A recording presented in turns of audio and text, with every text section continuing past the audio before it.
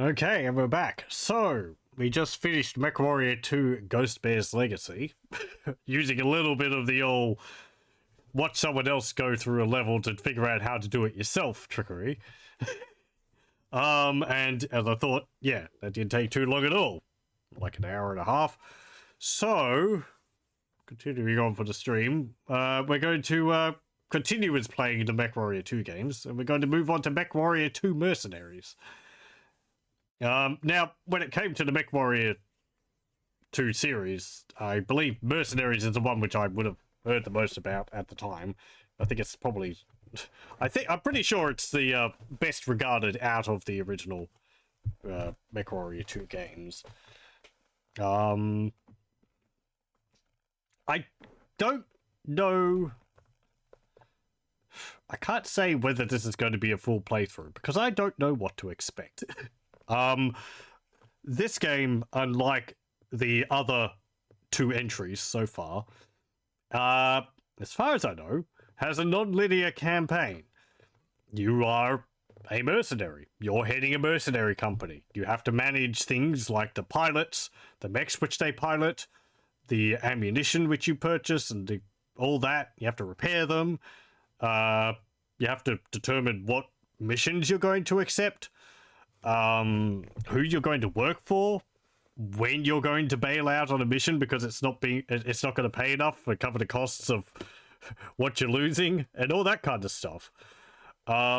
Which, I've never played any of these games, so there's going to be a lot of learning and a lot of mistakes, but that's fine. Just because of that, for that reason, I can't really promise a full playthrough, because to me that kind of means that the game could be type of game, I'm shrugging at the moment, where I could be playing it and then because of decisions I made early on, I can't do anything else because I was, unbeknownst to me, running my finances into the ground or ruining my opportunities without knowing it. Hey, whatever. You learn from your mistakes and all that, right? But yes, so I have looked up and read through the manual for this game. The manual is quite flavorful. Let me just bring it up here for a bit. Let me see. There we go. Okay, so we got Tri-M Mercenary Academy manual here. This is a scan someone did. It's got a lot of, as I said, a lot of character to it. I'll read a bit of it. Dear prospective cadet, as president and founder of the Tri-M Mercenary Academy, people often ask me just what Tri-M TM stands for. I tell them money, money, money.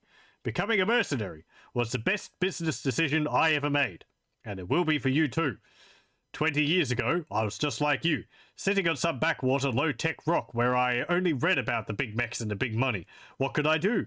Join the military? Sure, and risk my life to line some general's pockets? I don't think so. Hey, they would have taken me anyway. I had to smuggle my way onto a freighter on its way here to the Outreach and cheat and steal my way into the Wolves Dragoons. 2 decades later, I'm a millionaire 30 times over, and you can be too. But while I had to kill and scrape to get where I am, you don't have to. For a reasonable fee, or a percentage of your lifetime earnings, see page 317 of Tuition Agreement, the Tri-MTM Mercenary Academy will teach you the skills you need to pilot a mech and plan a successful mercenary career. Worried about getting in? Don't be. Your acceptance is guaranteed on receipt of tuition payment. Last year, we placed 100% of the class of 343 with mercenary groups. That's right, 100%. And what do they have to say about good old Tri-M? Throughout this brochure, we have shown what students and alumni have to say about their alma mater. In the following pages, you will be introduced to Tri-M's instructors, the best mercenaries the universe has to offer, who will walk you through the Academy's program. After this taste of the mercenary life, you'll never want to give it up. Howard Hughes O'Grady, President, CEO, and Founder, Tri-M Mercenary Academy. Oh dear. Pardon me. I have just come over, like, getting a cold a week ago. Oh dear. I thought my throat was All right, enough for all this talking. Struggling a little bit. Okay, so from that... oh, pardon me.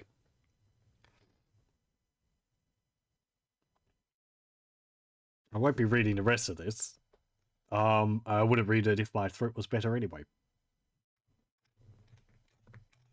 There's a lot of flavor in this, but it's only a broad overview of the things which you actually have to, like, manage. In regards to running a mercenary company. It doesn't really tell you much about what you're going to be doing, other than accepting, pardon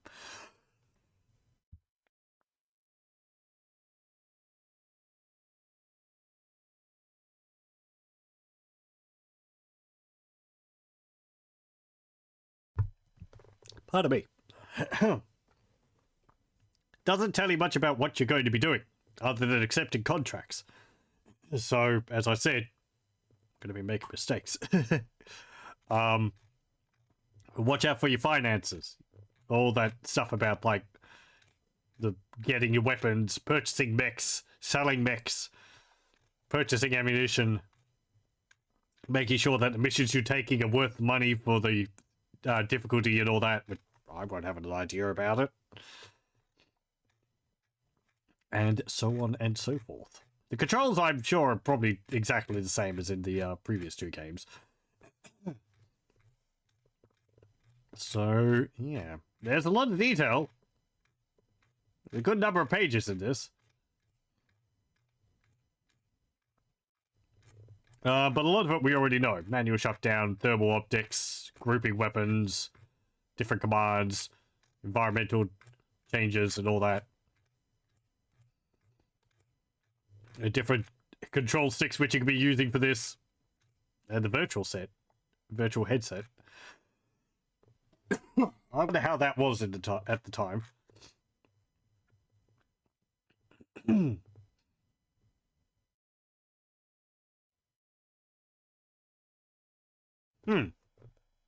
Interesting that we've got these here. One other thing which I'll mention about this is this is taking place, I believe, before the clan invasion. We're going to be playing as Inner Sphere citizens, I guess, with Inner Sphere mechs. So, that means we're not going to be seeing things like the Timberwolf, the Mad Dog, the Kodiak, the Nova, because those are all clan mechs, and I believe this takes place before that. Does it have a date in here? We'll be able to see one in game probably. But yep, you know. But hey, that's neat. We're going to be able to pilot different mechs, ones which we haven't done so yet. So let's load this up. Let's hope that my throat holds out.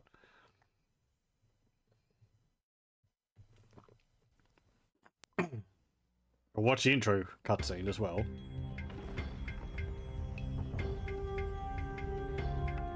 Team Venom, this is Top Ship Command. ETA on planet is 40 seconds. I'm going to be a sitting duck down there, so you damn well better be at the dust-off site when I get there. You get the stuff? Roger, Top Ship Command. I got the recon data and one missile atlas on my tail.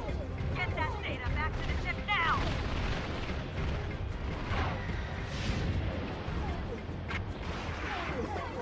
I'll take this Draconis scumbag. Sam! Eat this!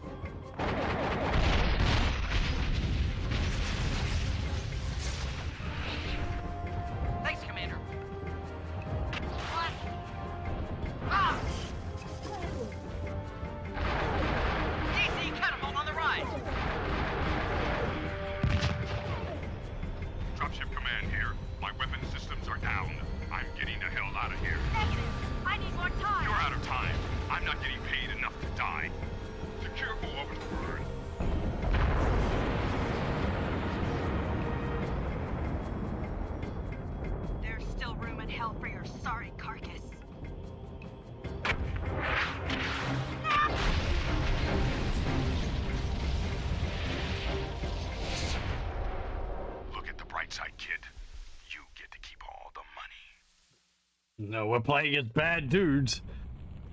Okay.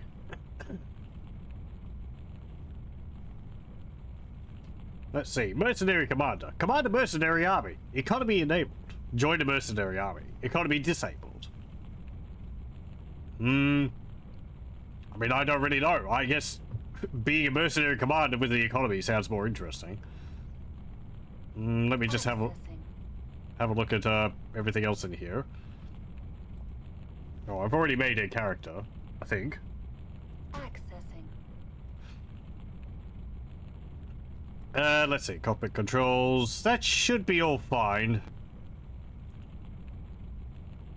I did have to fiddle with, like, turning and all that before.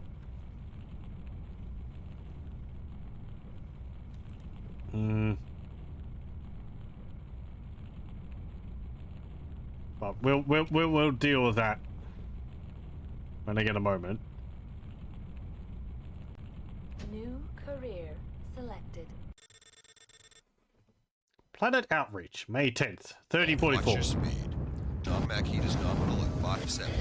Roger. 220 meters to target. All clear, Venom 1. Setting down. Welcome home. All new arrivals, please register at a Comstar terminal. No, I guess that was us in the intro cutscene, or maybe not. Enter call sign. Okay. Mercenary review and bonding commission. Call sign Mech 4. Unit name.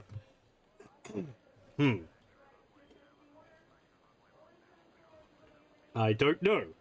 The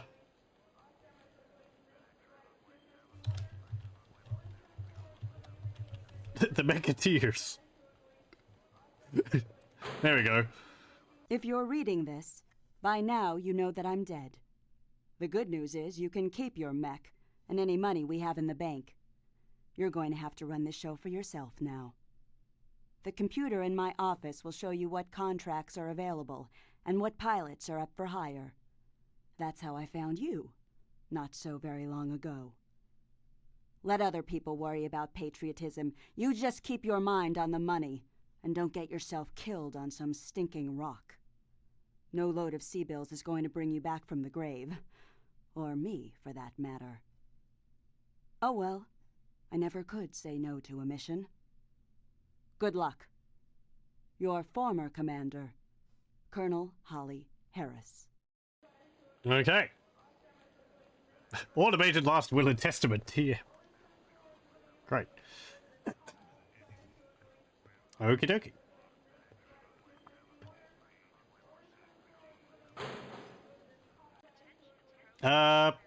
Let's see. First thing I'm going to say. Select game.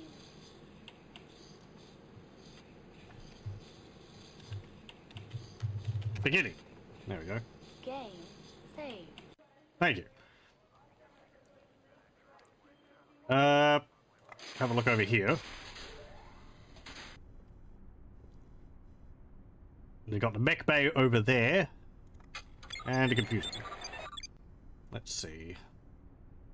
Personnel. Accessing personnel. Who have we got? It's just us. We got a million secrets. There's someone we can hire. Christian Fulton. Call sign Tusk. Gunnery B. Piloting C+. I wonder whether people can improve those scores. Psychological profile. Christian scores extremely low on all IQ tests. However, his combat skills are excellent, making up his academic weaknesses with excellent eye-hand coordination and physical health. Christian's combat experience is limited to a single battle for House Liao. In that battle, Christian hunted down and destroyed an impressive 8 enemy mechs when he was cut off from his assignment with a pursuit lance. Now you get to play the game of, is this someone who's actually useful to your group early on, or is it like a dummy trap set by the developers right at the beginning?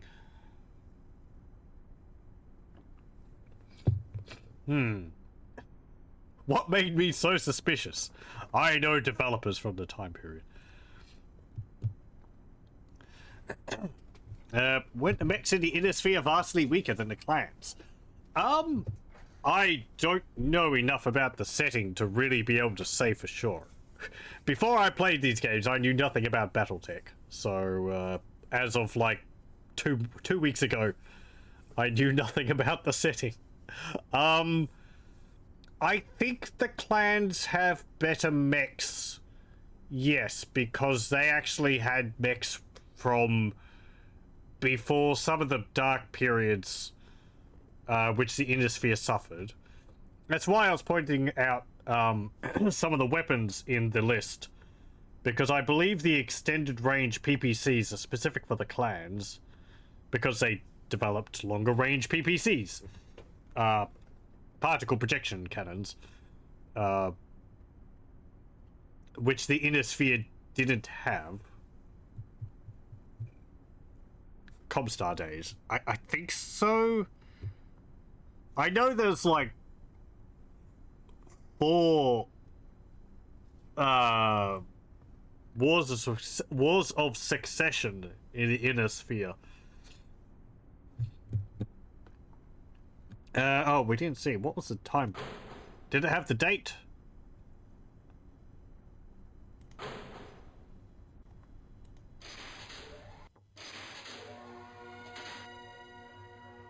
If you're reading this, by now you know that I'm dead. No, it didn't have a date.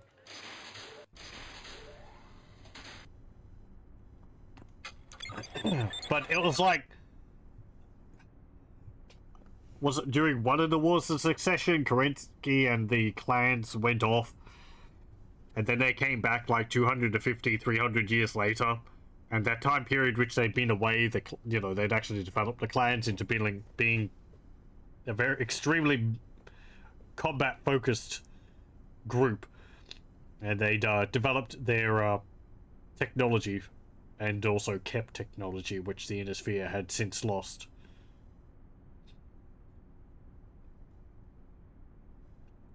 Let's see. To Comstar contract database. Oh, okay, here we go. 3044. So I believe the clans invade in 3050.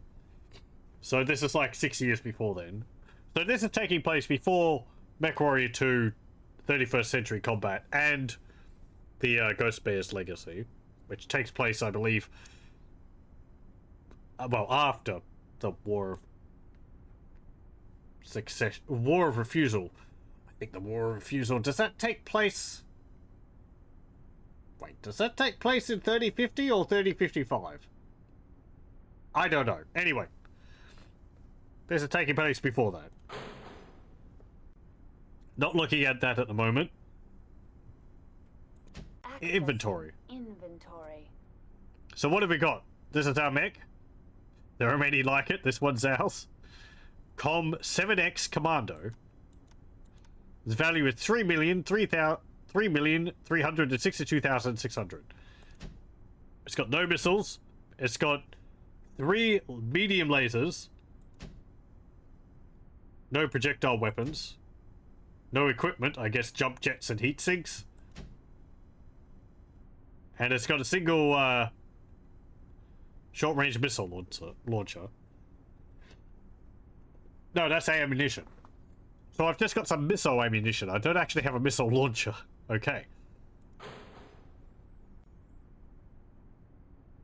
Accessing finances. Okay, we are accruing fees per month.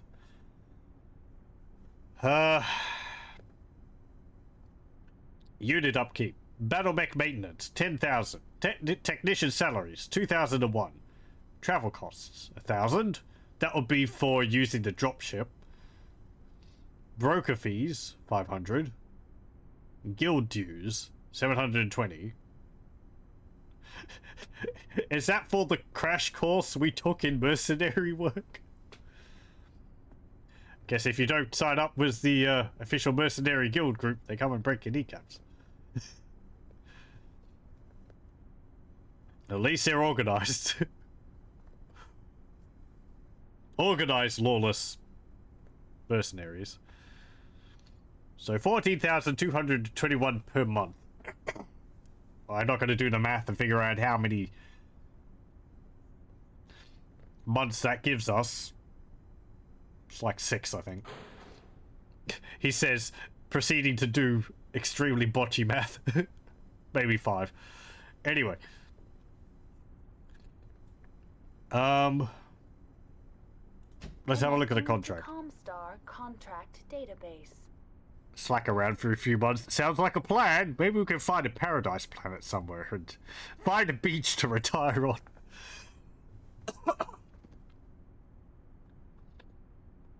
on. Mercenary training campaign. Hansen's Rough Riders. The mercenary unit, Hansen's Rough Riders, are searching for a few inexperienced mech warriors that already own their own mechs to supplement Hansen's Rough Riders in a Draconis contract. While this job is for the Draconis Combine, the ideal candidate would be reporting to Rough Rider Command. You'll be watched over and guarded by an experienced mech warrior throughout the 2-month campaign. Pardon me. If this keeps up, the stream might not go on for much longer. I thought I'd be fine. Apparently I'm not. You'll be watched over and guarded by an experienced mech warrior throughout the 2-month campaign. Job pays 300,000 C-bills upon completion. Combine will pay for reasonable ammunition expenses.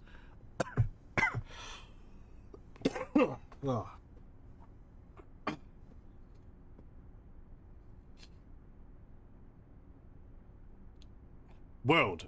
Veneria. Duty training. June 1st, 3044. End date is July 15th. I don't know if we've got an upper time limit for this.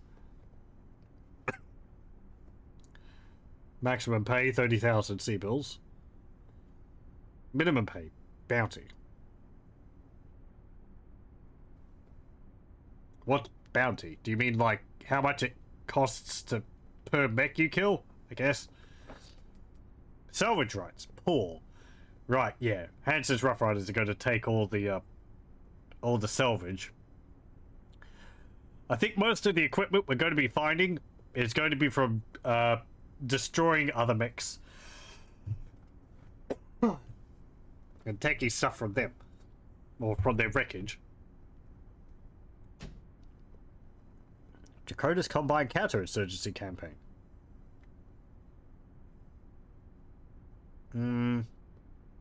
Galadon 5. City Fighting Experience a Plus. Reads like the job postings I look at. 5 years experience in city fighting. Combine pays for all travel expenses and will provide you with a dropship. Pays 1,500,000 C-bills for entire campaign, which goes from August to December. Partial payment for partial completion. Pay is already deposited in a Comstar account. Combine will pay for all reasonable ammunition expenses. Riot duty. Search and destroy. Well, if the pay is incredibly huge, then, well, you know, incredibly huge for me, then the challenge is going to be extremely huge. And I don't think we're going to be able to do this with the mech which I have. Take half the money, go to like Indosphere Vegas, bet half, boom, double profits. Sounds like a flawless plan. We just have to find some mech arenas and rig the fight. Be billionaires.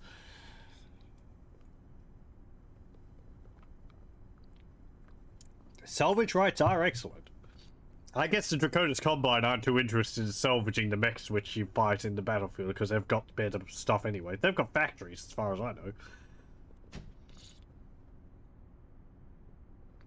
I like that symbol. Free Rasselhague Republic requires a small mercenary unit to perform a simple recon mission on the planet Ueda against Federated Commonwealth. The latest intelligence data and final missions details will be sent to you en route. Enemy resistance is expected to be medium. What counts as medium? Oh, you know, just like 4 atlases. Free Rasselhague Republic will pay for all travel expenses, all reasonable ammunition expenses, and will provide you with a dropship. 300,000 sea pills plus bounty and bonus. They're paying for the same for the other one. I don't really want to take a mission which takes multiple months, or which takes like a month to begin with.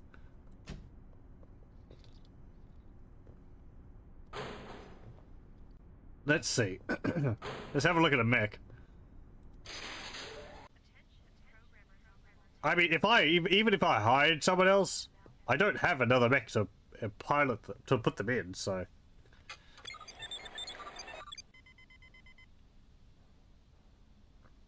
I mean, I could purchase another mech. Arms merchant. What have you got? Missiles. Short range missiles 2, 4, 6. Long range missiles 5, 10, 15, 20.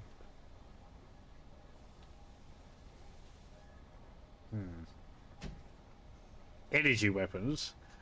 It seems to me if I'm paying per bullet, as it were, going in lasers or energy weapons seems like a smart deal. Because you don't have to pay for ammunition for those. And I just have to work on ensuring I have enough heat sinks. Got a PPC for 220,000. Oh, I like that it auto calculates what your balance would be after you pay for it.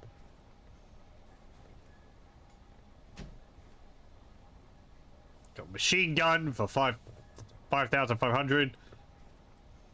And auto cannons.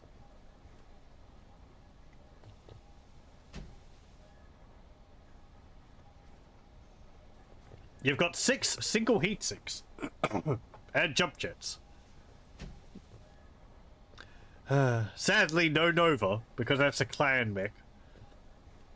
Maybe I can make a facsimile.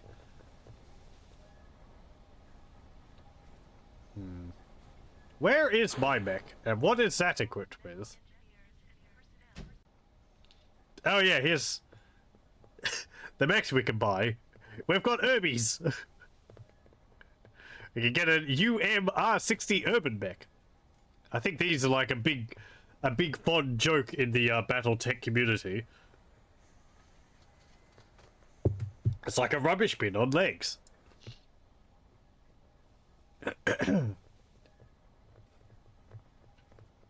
I believe they've got torso twist. They're just really squat. We've got Commando, that's the one which we have, I believe. Jenna. They're fast. And they fire a lot of missiles. That one actually doesn't look like it's got missile pods. Got Panther. Cicada. That's a new one. Stalker. Another new one. Crab. It's got a long snoot. Sentinel. Thug. Looks like something out of Total Annihilation. Bombardier, that too. Not just because they're boxy. And a Flashman.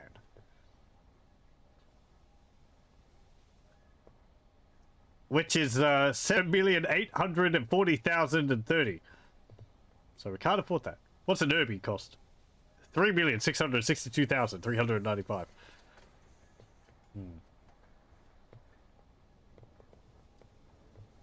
What are your stats? 30 tons. 21.6 walk speed. Run is 43.2 kilometers per hour. Crit was 2 jump jets, a single heatsink, 6 tons of armor, 1 ton autocannon with 10 ammo, an autocannon 10. Oh, right.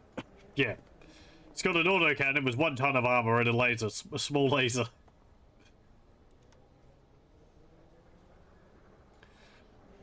Commando, that is a lot faster. 64.8 kilometers per hour, 108 kilometers per hour running speed. No jump jets, no heat sinks. 1 laser and short range missiles.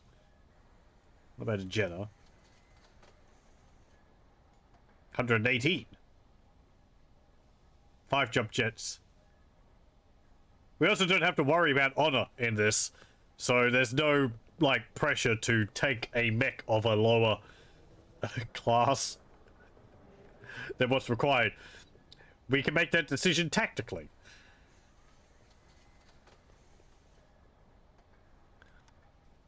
Panther. It's got a PPC in it. Cicada. Man, that's fast. 140. 2 medium lasers, a small laser, 4 tons of armor, no jump jets, no heat sinks. It's a 40-ton mech, though. But that's really fast for the tonnage. At least it seems to me that it is.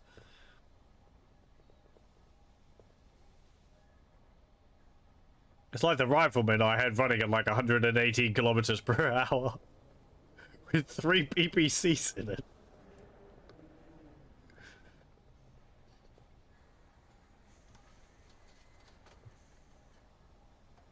Six heat sinks, 1 laser, medium laser, 2 large lasers. Weapons seem to be a bit less over the top than they were in the previous games.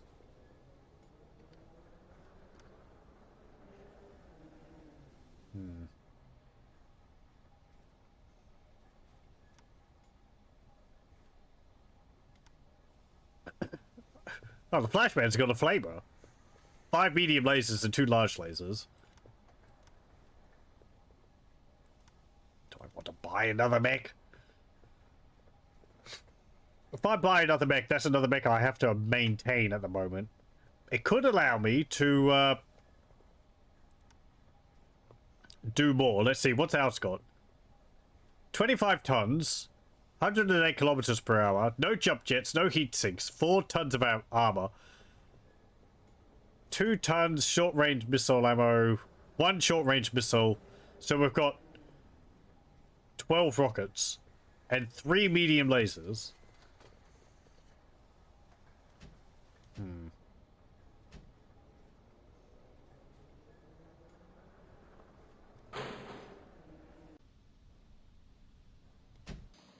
Yeah, let's have a look at this. Yeah, we're just... Oh, I can't remove life support. Damn it.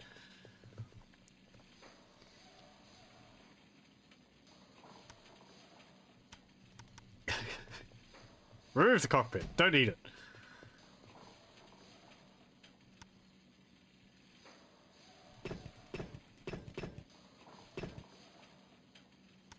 Oh, I've actually got 3 lasers in stock. And this has 3 lasers in it.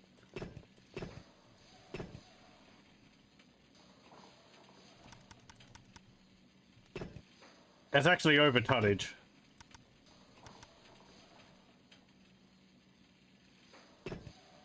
What have you got here? Shoulder. 1 laser, 2 lasers. Ammo for your missiles. Then the missiles are in the middle. And your big legs. If I wanted to put a jump jet in you... I can't really. I would have to get rid of the missiles. The missiles doing anything? Short range missiles.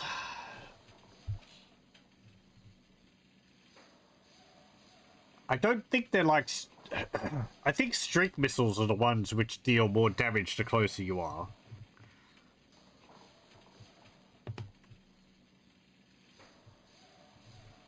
Missiles would deal more damage to a target than my lasers. How much does short-range missile ammunition cost? Let me see.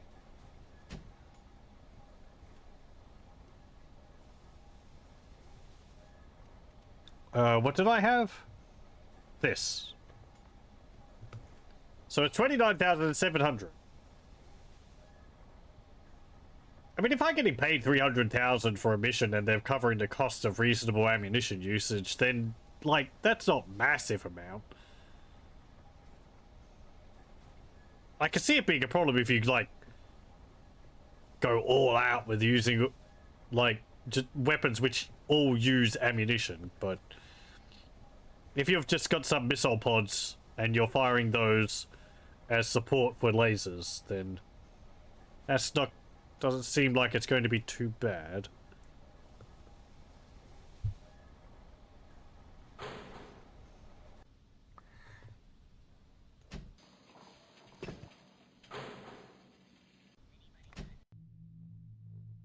What have we got? Repair and reload. Do I need to repair anything? Don't think so. Yeah. Everything's all fine. I guess the colors here would change but took damage. And that's another important thing to note. If I take damage, I'm gonna have to repair it, and that's gonna cost. If I lose an arm... Can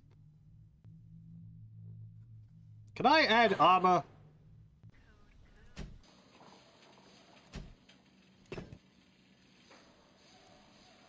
I don't think I can. I can't add like 100 tons of armor to my legs.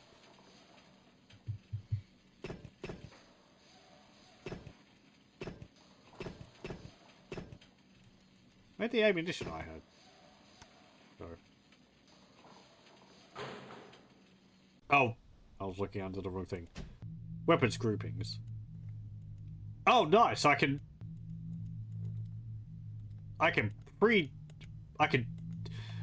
group the weapons pre-mission. It's fantastic.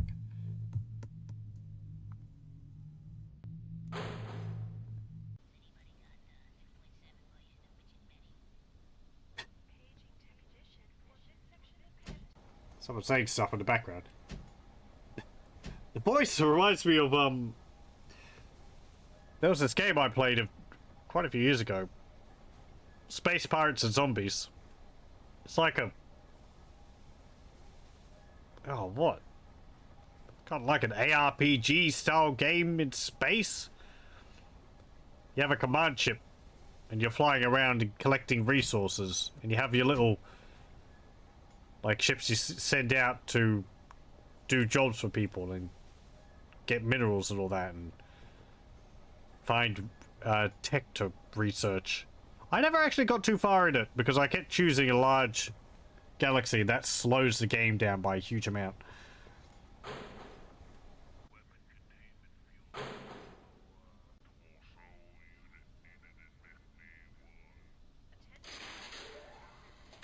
I guess the mech seems alright. Let's see. Contracts. Connecting to Comstar contract database. So that's still there. Okay, so it's the same missions. Yeah, sure. We'll take this. We'll see how that goes.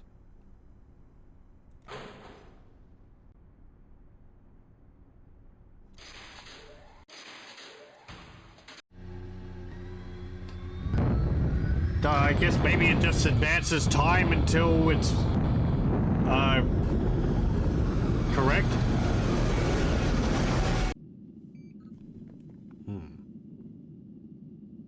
Mission command.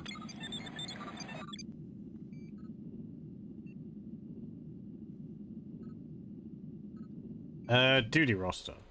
It's just me. Inventory. Accessing inventory.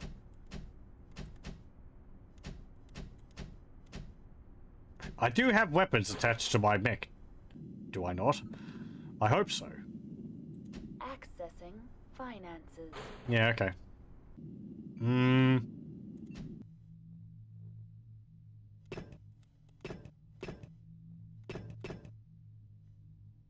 Yeah, okay, they're reloaded. And they're in the arms, so that's fine. I guess launch mission. We're setting down in a hot landing zone. We suspect that there are pirate mechs in the area. You and your drill instructor, Sergeant Unther, will patrol the area around the dropship, searching for signs of enemy activity. Codename training mission. Planet Veneria. Terrain rolling hills. Time day. Mean temperature 15 Celsius. Mission pay none. Expected resistance pirates. Your call sign kid or hey you. This isn't the mission which I accepted. Listen to your instructions, commands. He will not repeat himself. After giving you simple instructions in the operation of your mech, you must go to all the nav points and finally return to dropship Wild Ride. Yeah, it's just like training. Okay. Well, we've already done the clan training, but whatever. Left outreach today, bound for Veneria. I'm still not used to space travel, and we were under a 2G burn for over an hour. Not very comfortable. I hear things are pretty hot in Veneria. The Dakota's Combine has told Hansen's Rough Riders to move up their scheduled arrival by a full 2 weeks. I thought this was supposed to be an easy mission. Came out of jump at 12:34.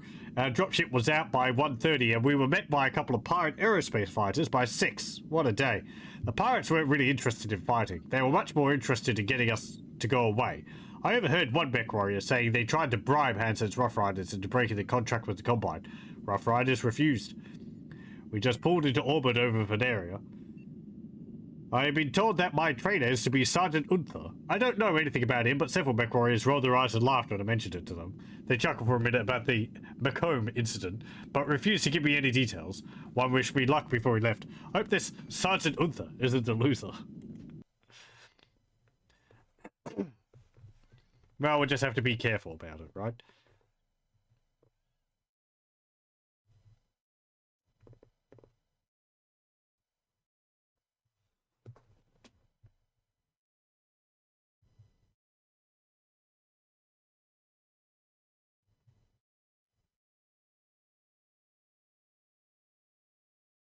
Online. Sensors online. Oh, look at those Weapons textures. Online. All systems nominal. Welcome to the front lines, kid. My name's Sergeant Unther, but you... Okay.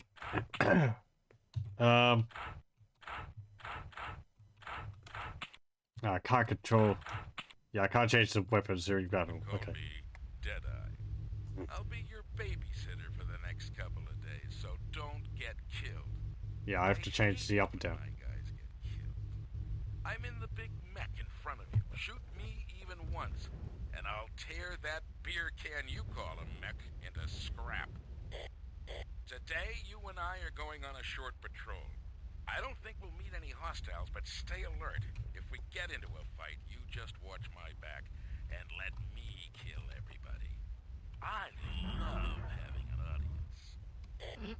First, hit the N key on your console. See the nav point in the lower left-hand corner of your screen? That's the first point of our patrol. Hit one of the number keys on the top of your console. They control your speed. The higher the number, the faster you go. Use your joystick to head in the direction of Nav Alpha. I'm not using a External joystick. Camera. Yeah, controls seem to be pretty much the same. Man, look at that textured ground. Amazing. Technology strides forward. And the more complicated textures on the mechs as well. Nav Alpha reached. Ow. Notice how your nav computer cycles automatically to the next nav point. Head for that point now. If you lose the nav point, watch for the green arrow on your HUD. The green arrow is your best friend. It will always point you towards your selected nav point. You bumped into me. Damage my arm.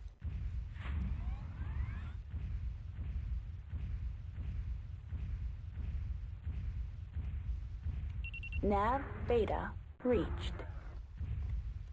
Good. Now we have only 2 more nav points to do. Go to each in turn and keep your speed up. In real combat, speed is life. You go slow, you die.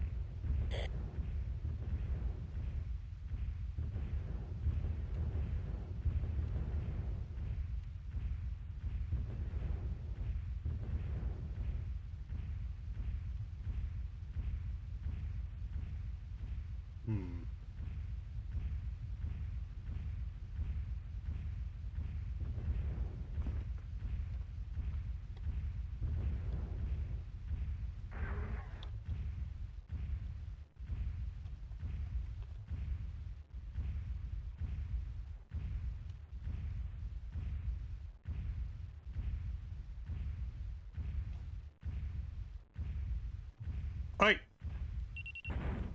God.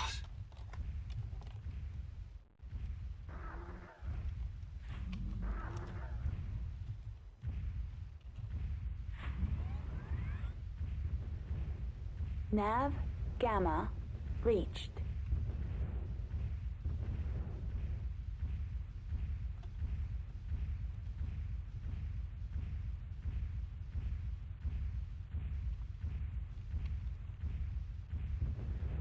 Is he not following me? Yeah, whatever.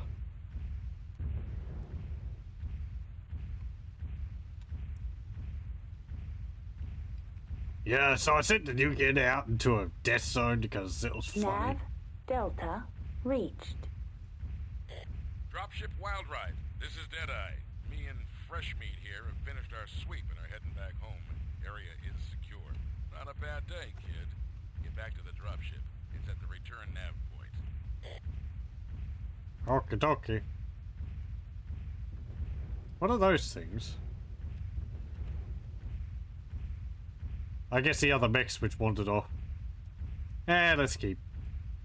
Don't want to explore too much. Mission successful. Yay! Do I get paid for this? What?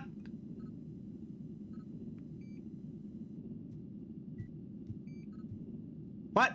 If you can't even connect the dots on a simple patrol, you better start looking for a different job. What the heck? DNF target. Destroy objective at Nav Alpha. Destroy all enemy units. Failed.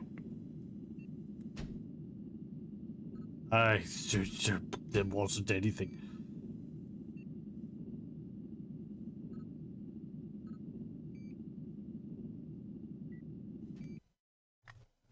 Okay, maybe I missed some things.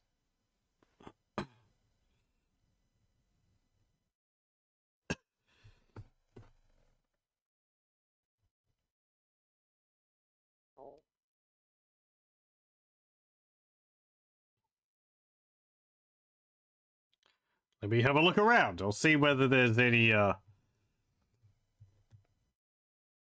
enemies in the area. Online. Sensors online. Weapons online. All systems nominal. Welcome to the front lines, kid. My name's Sergeant Unther, but you can call me Deadeye. I'll be your babysitter for the next couple of days, so don't get killed. Ooh, the lasers sound different. Ooh, they light up the ground too. In front of you. Shoot even once, and I'll tear that neck into scrap. Ow! Today, you and I are going on short patrol. I don't think What the heck?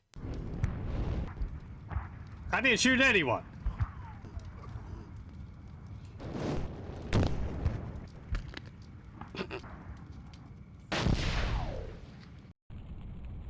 Okay. Well, that went well. I was just shooting the ground. Game. Loading. Access denied. Secure a contract before boarding. Yeah, okay. Well, let's try that again. If you're reading this, Apparently he just dislikes it if you shoot at all.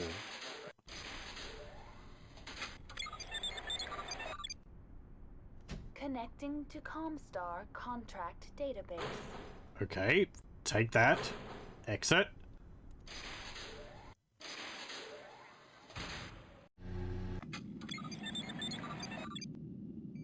Launch mission.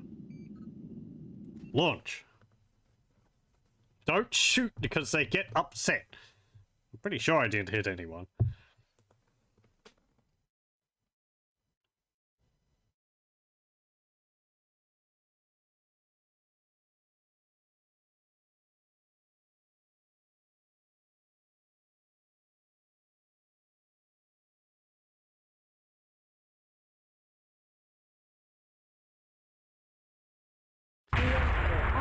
Okay. Sensors online. Weapons online.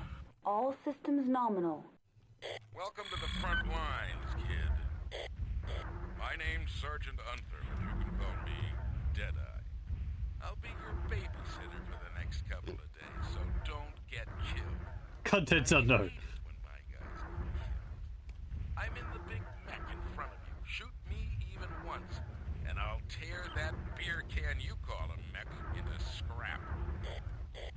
Today, you and I are going on a short patrol. I don't think we'll meet any hostiles, but stay alert. If we get into a fight, you just watch my back and let me kill everybody. I love having an audience. First, hit the N key on your console. See the nav point in the lower left-hand corner of your screen? It doesn't say anything about killing That's the first point anyone. of our patrol. Hit one of the number keys on the top of your console. They control your speed. The higher the number, the faster you go. Use your joystick to head in the direction of Nav Alpha.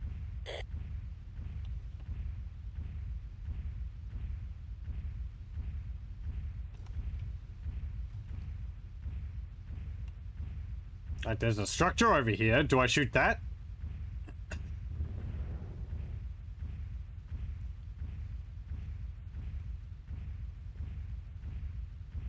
Nav Alpha reached.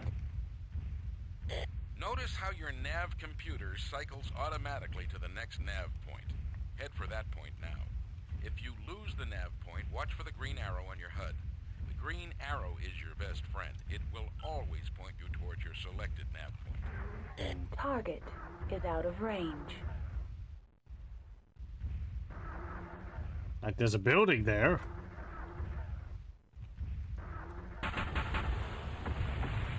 Ooh, look at those explosive effects.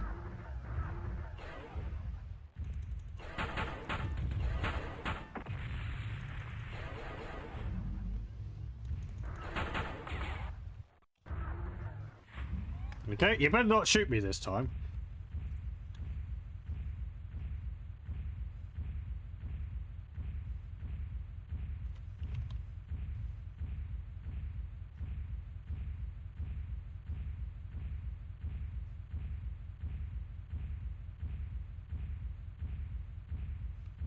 Nav Beta reached. Good. Now we have only 2 more nav points to do. Go to each in turn and keep your speed up. In real combat, speed is life. You go slow, you die.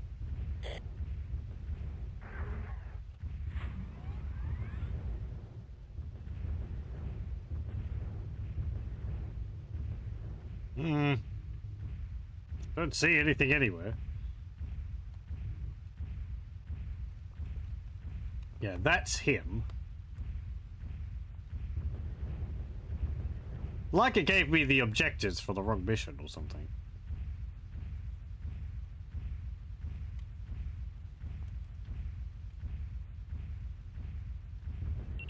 Nav Gamma reached.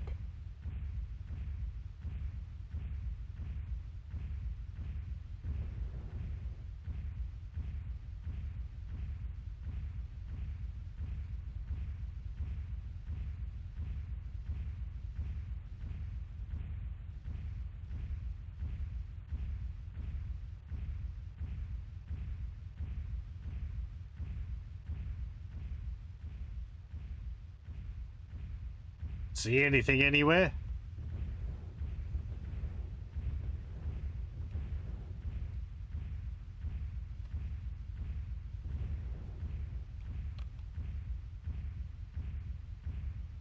Nav Delta reached.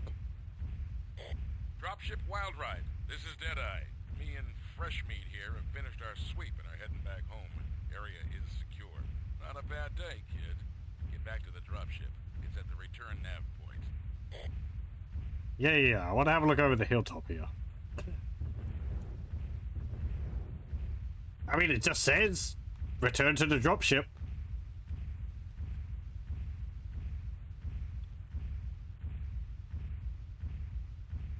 I have to imagine this is just the other mechs we saw and they're just sitting around. Yeah.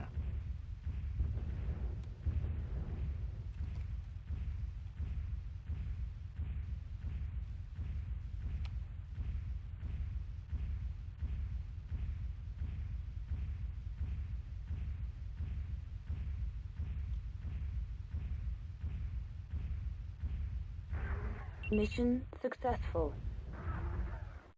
Okay. There was an error right there of some kind. Okay.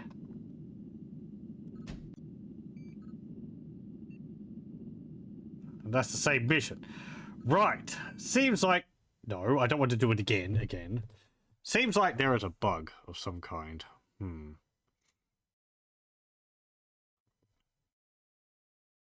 gonna have to try and figure out what that is. Okay. Looked like everything was working fine, but...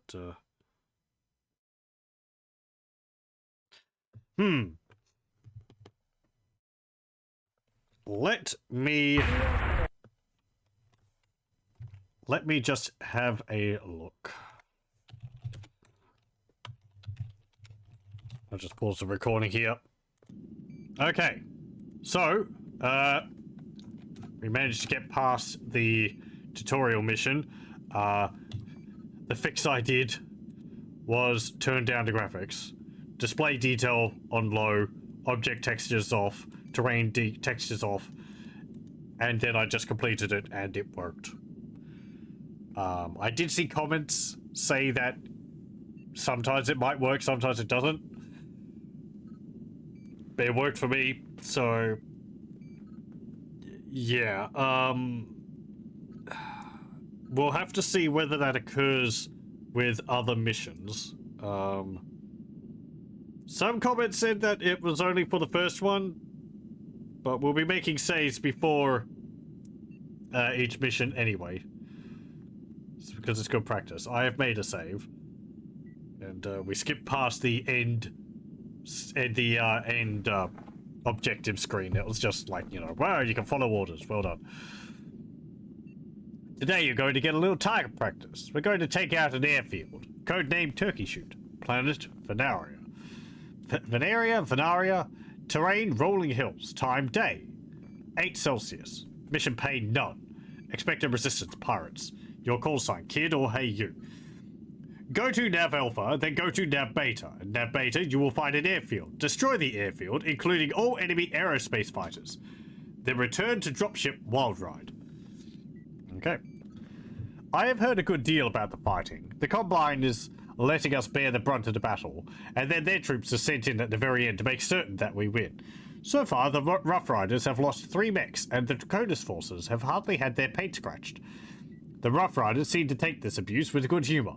Apparently, that's the way things are for mercenaries, and the way they'll always be.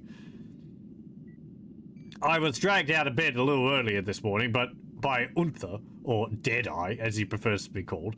He's not a loser, but he might be a psycho. I think I remember reading about him in a newspaper when I was 16. Something about a war atrocity somewhere near Terra. Okay. Your target, enemy airfield, and its complement of aerotech fighters. Okay. Hey, we actually get a little little overview of what we're doing.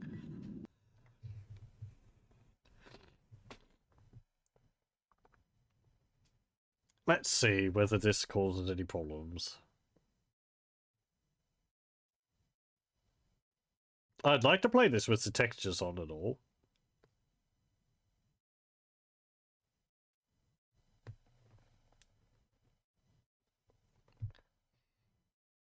Reactor online. Sensors online. Weapons online. All systems nominal. Hey, this is the same place. Morning! How's it feel to be strapped into a walking nuke reactor at 6 a.m.? Bet you're sorry you didn't study harder in school, huh? Hit that throttle. You'll be killing people before breakfast today. Soldiers mostly. Maybe some civilians. This is a real combat mission, so don't go soft. Follow me to Nav Alpha. Okie dokie.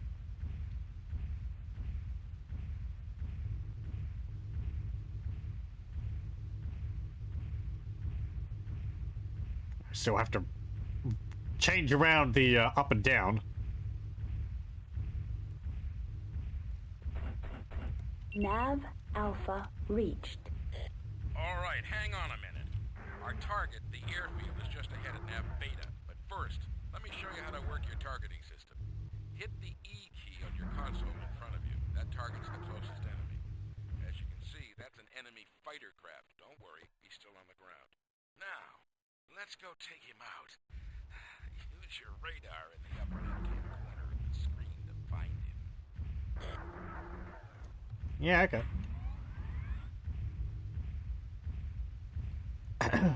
I wonder if they'll actually take off.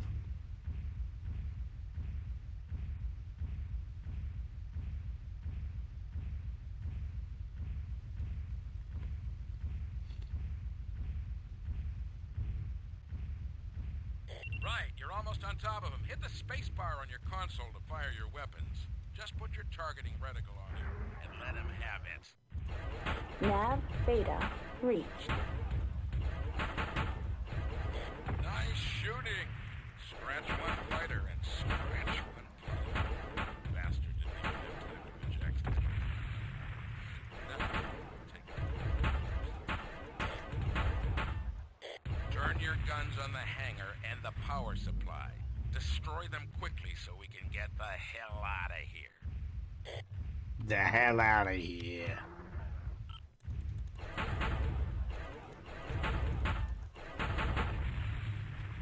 No, yeah, do we not have any music? Hmm.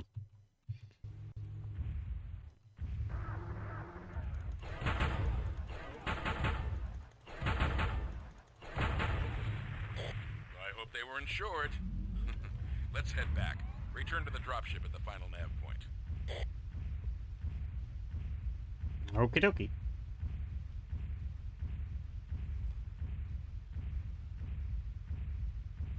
Might have to fiddle with the setup.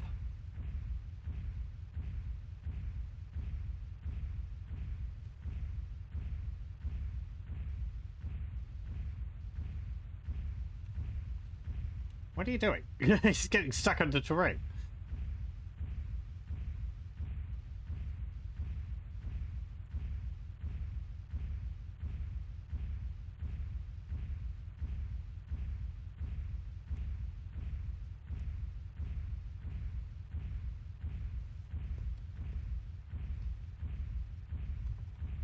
Mission successful.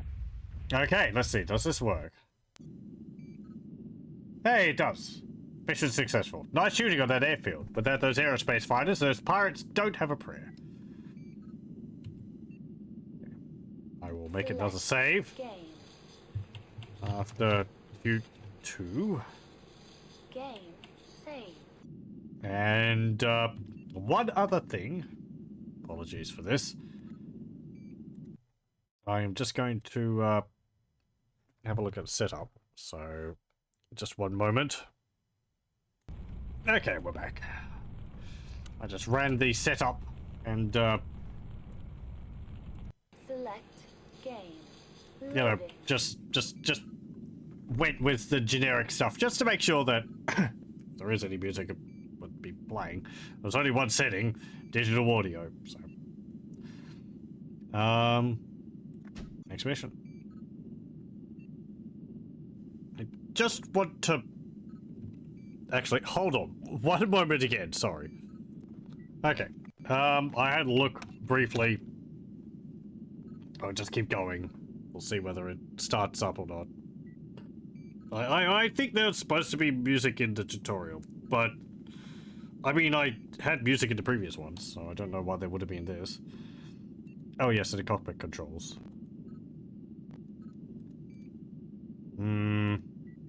Revert that. Good. Okay. Do I have anything here which I should change? I mean, you can see music there. And that, like, that's adjusting in volume. So technically, I think that should be working. Because if that's adjusting and that is actually controlling the music, it's not to have the sound effect for the music, but then that should work. Anyway, your training is nearly complete. In this mission, you must identify and destroy a supply convoy. We are looking for trucks carrying ammunition. Identify the trucks carrying ammunition before you destroy them so that we can confirm how much ammunition they were carrying. Okay. Expected resistance. Pirates. Go to Nav Alpha, then Nav Beta. When you find the convoy, identify all the trucks carrying ammunition, and then destroy the entire convoy. When your mission is complete, Return to dropship wild ride. I successfully completed the strike mission today. I wonder what stupid chore they'll set for me tomorrow.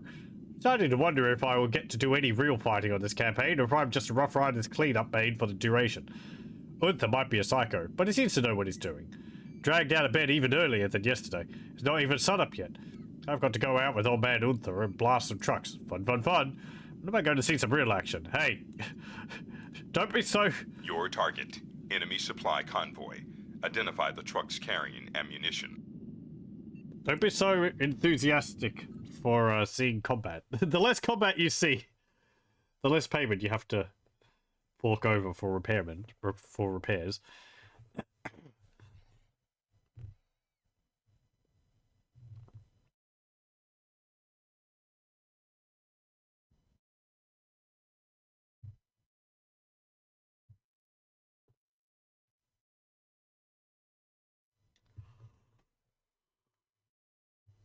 Reactor online. Sensors online. Weapons online. All systems nominal. Today we start a little earlier than usual. I love night fighting. You can really see a man's fear in thermograph. Hit the L key to go thermo. Now, head to Nav Alpha and watch for enemies. This area is a free fire zone. Thermal optics engaged. Neat.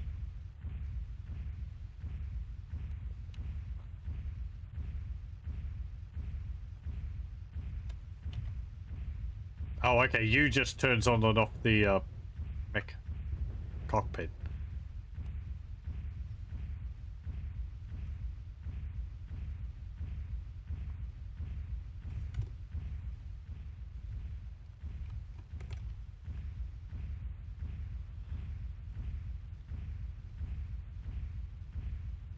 Hey, it actually remembered my groupings. Very nice. We're going on to Nav Beta.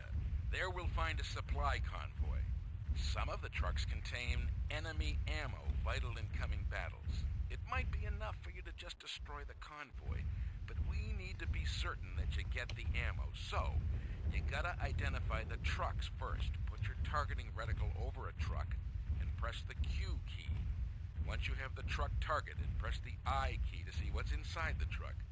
Identify the trucks with ammo in them, and I will destroy them. I mean, it said for me to destroy it, but, well, it just says destroy it. Whatever.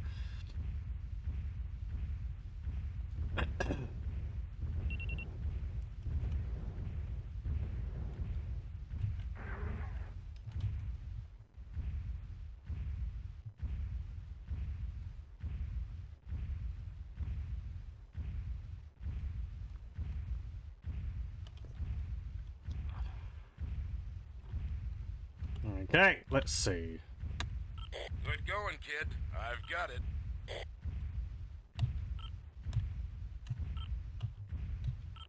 Good recon work. Now get out of the way. I'm locking on.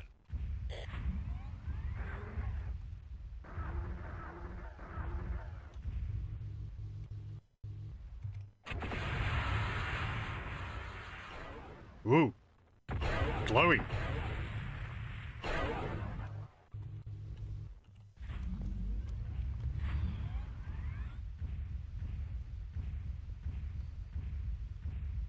Get back to the dropship. Just follow the return nav point home. Don't get lost out here. I'm not gonna come look for you if you do.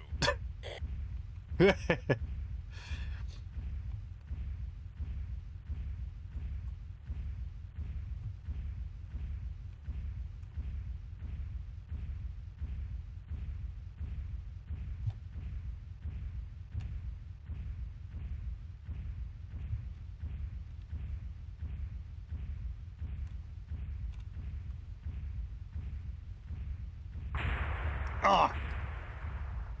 Help! I can't climb over that.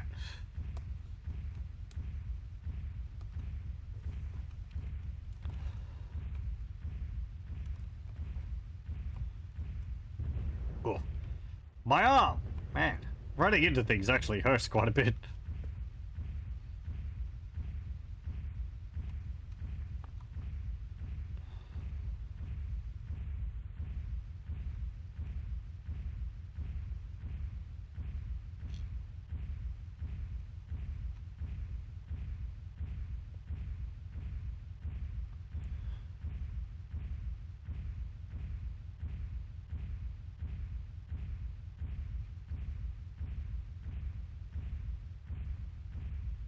Mission successful. Yay. Congratulations, kid. You're almost ready for the real thing. Your successful identification and destruction of the enemy convoy proves you can think as well as shoot. Sure. Hey, I actually made some money. I made, 4,000.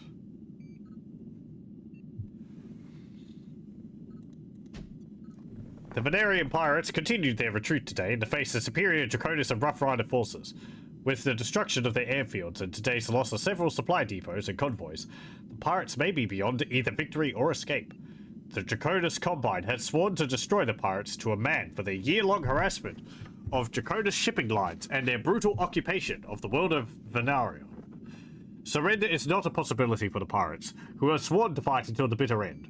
Already, 1,500 soldiers have been killed in only 3 days of fighting. While the worst of the fighting appears to be finished, the remaining pirates are making their final stand in crowded cities. Citizens are refusing to flee their homes, fearing possible Combine reprisals for their placid acceptance of pirate rule. As we enter what appears to be the final days of the Venaria occupation, the DC have already begun to gloat. Chui Hin Orasan told reporters today, "There is no place in this galaxy for pirate scum. Mercenaries are bad enough, but pirates are truly contemptible.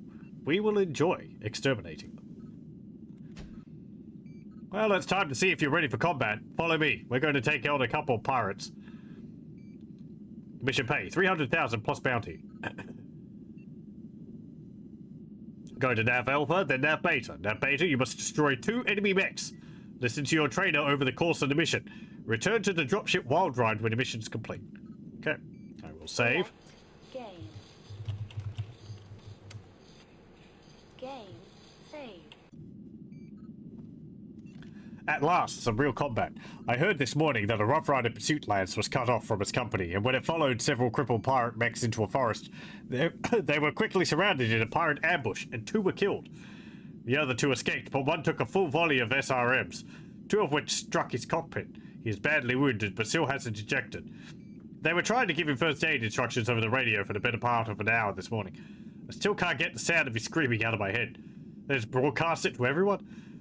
Unther has told me that he and I are going to clean out a pirate ambush point. Apparently 2 pirates are waiting just outside our landing zone, hoping to intercept our 2 wounded buddies on their way back to the dropship. This might be my last entry. God, I don't want to die of Venaria. Your target. 2 enemy mechs lying in ambush. Okay.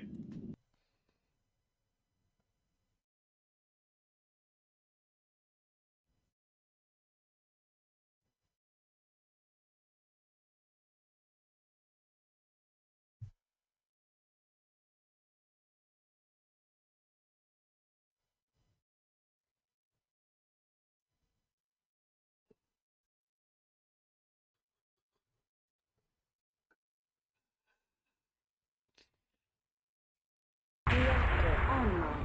Sensors online. Weapons online. All systems nominal.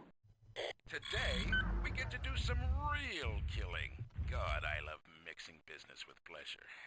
Head for Nav Alpha. I'll explain on the way. Early this morning, the fighting got pretty thick, and some of the boys in our unit were cut off. 2 are dead, 1 is badly wounded but still in his mech. A couple of enemy mechs are waiting to ambush the survivors up ahead at Nav Beta. We need to clear them out so our friends can get back to our dropship. Stop at Nav Alpha.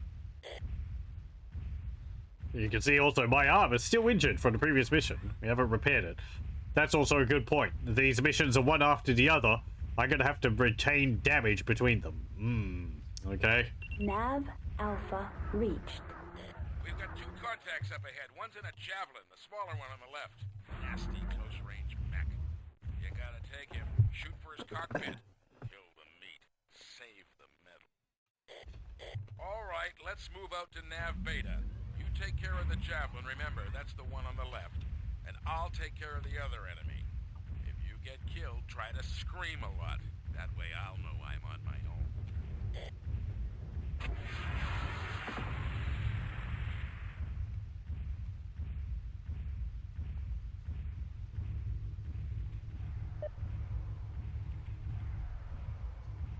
Oh,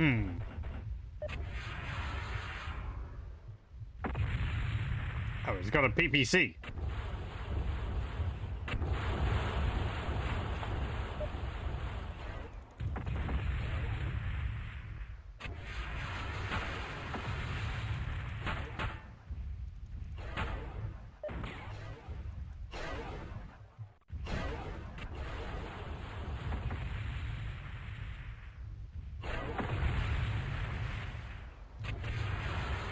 Nav Beta reached.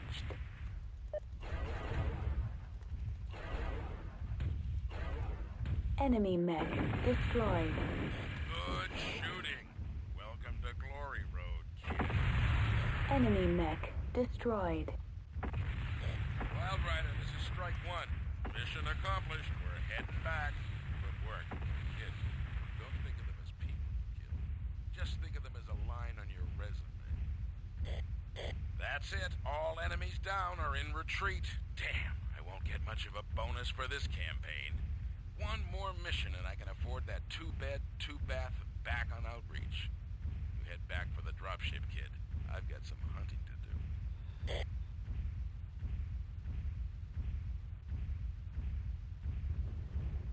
Well.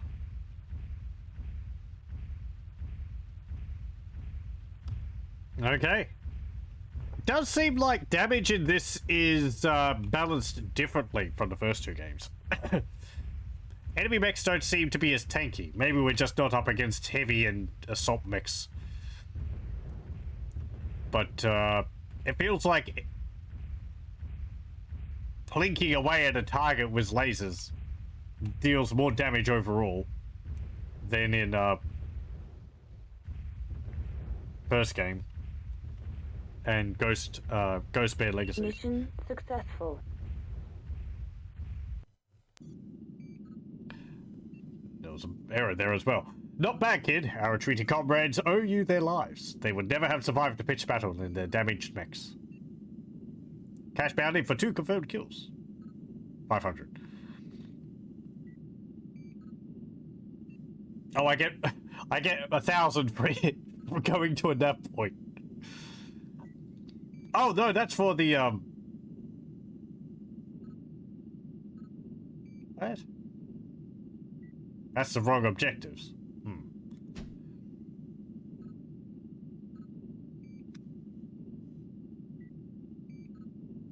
On Venaria at 2:30 local time, the pirates made their last desperate attack on the Dakota's Combine and their mercenary support. Hansen's Rough Riders bore the brunt of the fighting, losing 7 battle mechs and destroying 2 depleted pirate companies. The battle for Venaria is finished, and the pirates have all but been captured or killed. Only 2 pirates remain at large, their bodies unrecovered. The reason for the pirate attack remains a mystery. Apparently, abandoning their defensive positions in the city today around noon local time, the pirates struck out against the Combine in a suicidal attack that left their forces decimated in less than an hour. Anonymous Venarian citizens claim that the pirates ended the war by attacking to avoid excessive damage to Venarian cities and to protect the lives of friends and family who were hidden in those cities. Others claim that the pirate leader has gone mad and instructed his troops to attack, believing that victory was in his grasp. Thus ends the year-long pirate occupation of Venaria.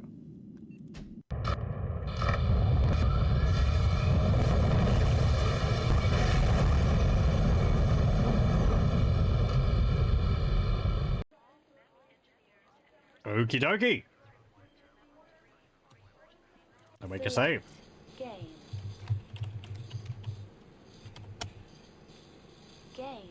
Save. Let's see. I should have gotten 300,000 from that? Yeah, about. Lost some money. I guess for covering the repairs and all that. Is that automatically deducted, or does it automatically purchase ammunition to cover my expenses? Accessing finances.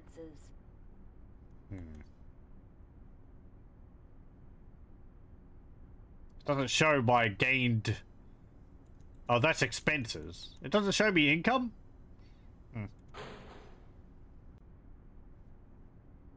Accessing personnel. Arnold Psycho Jennings.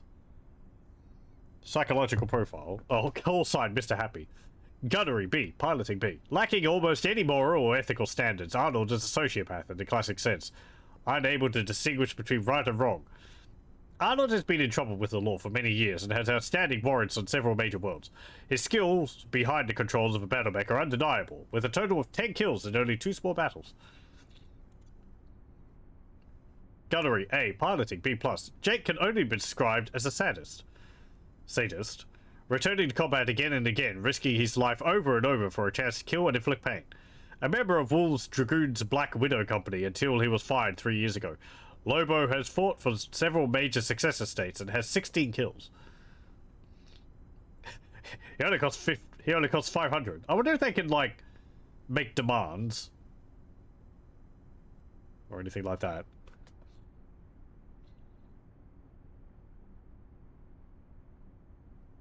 They're certainly seeing the types of people which we're usually able to hire.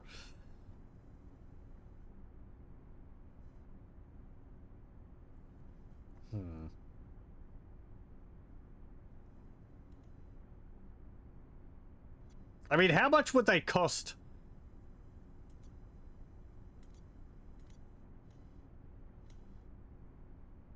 For, like, monthly upkeep? I guess we'll hire you. But that does mean I do need a mech for him, otherwise he's just going to be sitting around soaking up a paycheck.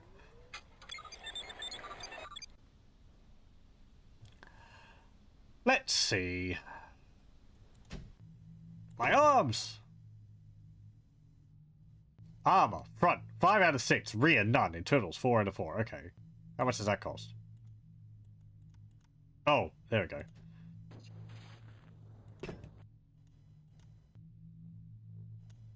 Oh, it tells me the cost up there. 625. Okay, that's fine. Oh?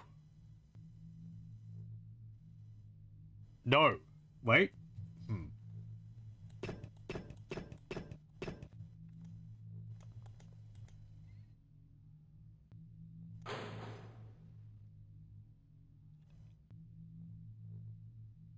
Oh, okay.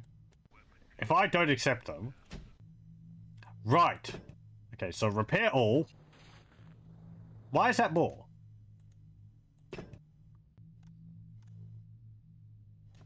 Repair that. That's 625. Repair that. 1,875. Oh, my legs are damaged.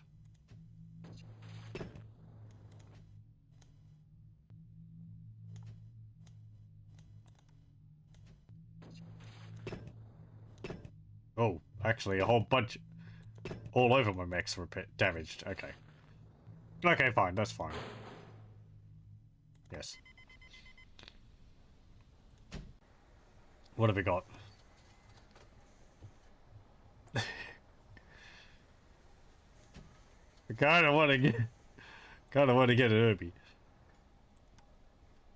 Jenna, Panther, Assassin, Cicada, Zeus, Crab, Sentinel, Flashman, Commando. I mean, I'm in a Commando. It's more money than it costs more than I have. They're all like $1 million at least, so I can't afford any of them. Never mind.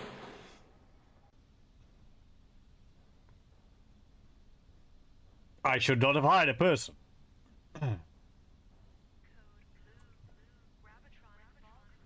Am I going to reload?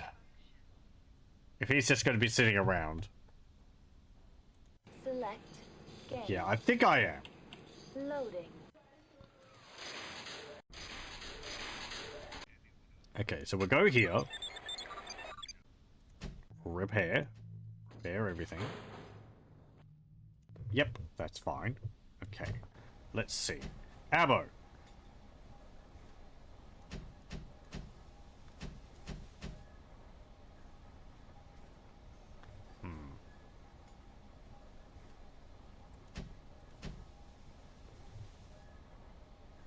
So what guns do I have on my thing? It's like 3 medium lasers, which is alright, and some missiles.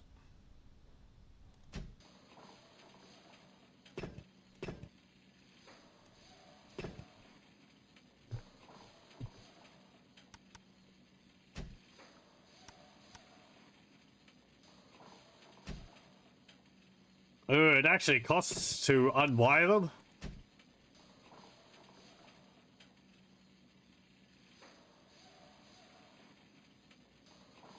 Okay.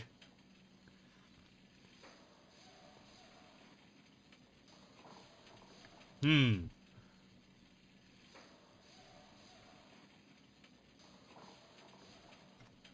it's not a massive amount. It's half of what I made for that mission, so...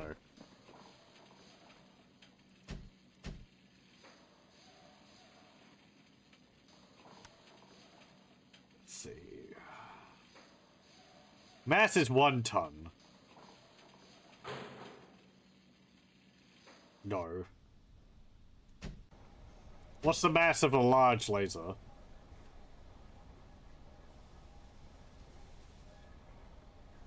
I'm going to have to check the manual. Do. Let me see.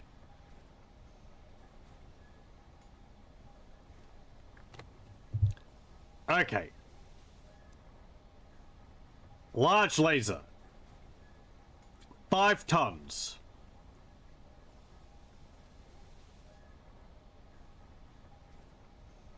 Right. So it's actually better to have, like, medium lasers. They have... not quite half the range. Large lasers have got 2 crit, damage 8, heat 8. Medium lasers have heat 3, damage 5, and crit 1. 240 range, as opposed to the 450 range of a large laser.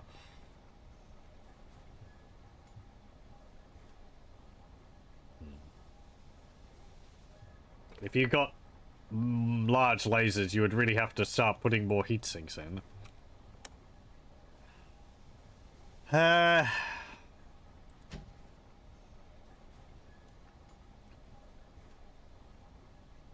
I can't fit jump jets into my mech because the lasers are taking up all the space. I think the mech I've got, I feel it's fine for the moment.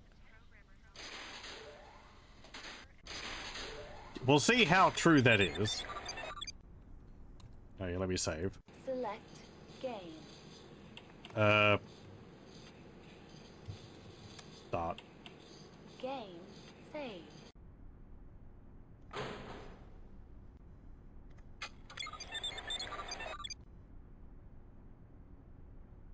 Connecting to Comstar contract database. Oh, it's this mission.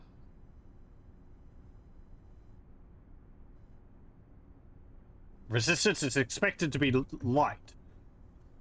Wasn't it medium before? City fighting experience a plus. The combined pays for all travel expenses. Provide you with a dropship.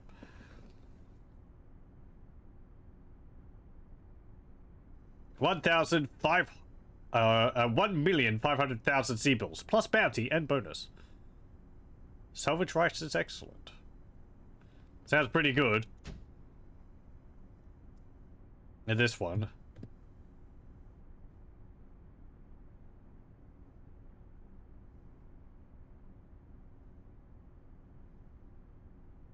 Enemy resistance is expected to be light as well. Sea bills plus bounty and bonus. Bounty is poor, salvage rights are poor. This seems too good. But then this is like,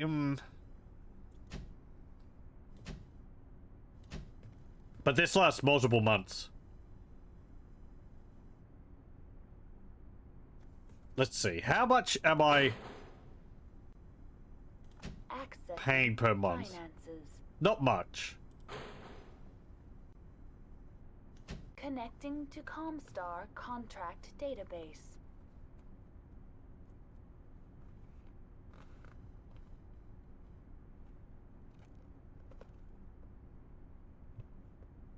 I think the date now is July.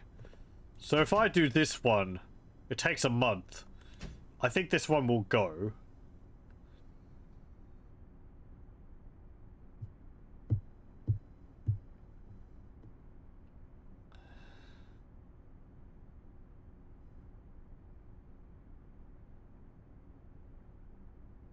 I mean, city fighting, I'm in a fast mech.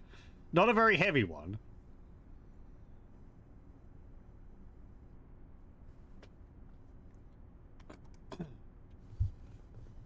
Yeah, sure. We'll see how this goes.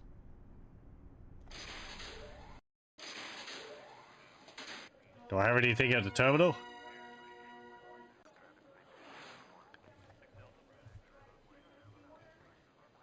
Galadon 5 rebels, too quick for Combine. Draconis Combine representatives admitted today that their occupation of Galadon 5 has been plagued by a rebel force opposed to continued DC presence. The rebels are part of a newly emerged interplanetary coalition called the Free Mutineers, who are uniting in their efforts to escape Draconis Combine influence. Free Mutineers activity has been reported on a number of planets throughout DC-controlled space.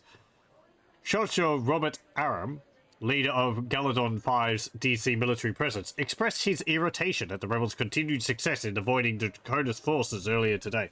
He announced his intention to hire a mercenary team experienced in suppressing rebellions to exterminate the troublesome revolutionaries.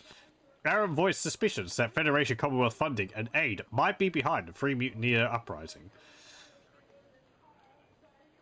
Well, we get one person.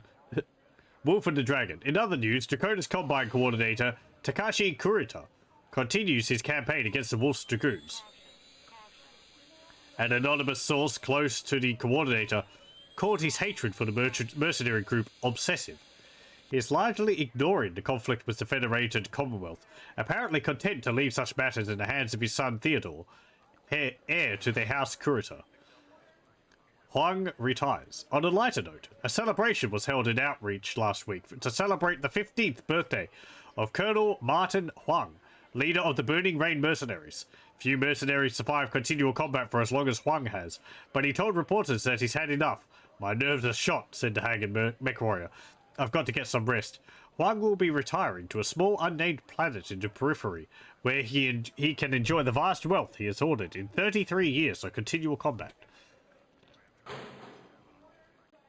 Somewhere where he won't be found by all the people he's upset along the way, I'm sure. Let's see how badly we're going to lose this mission.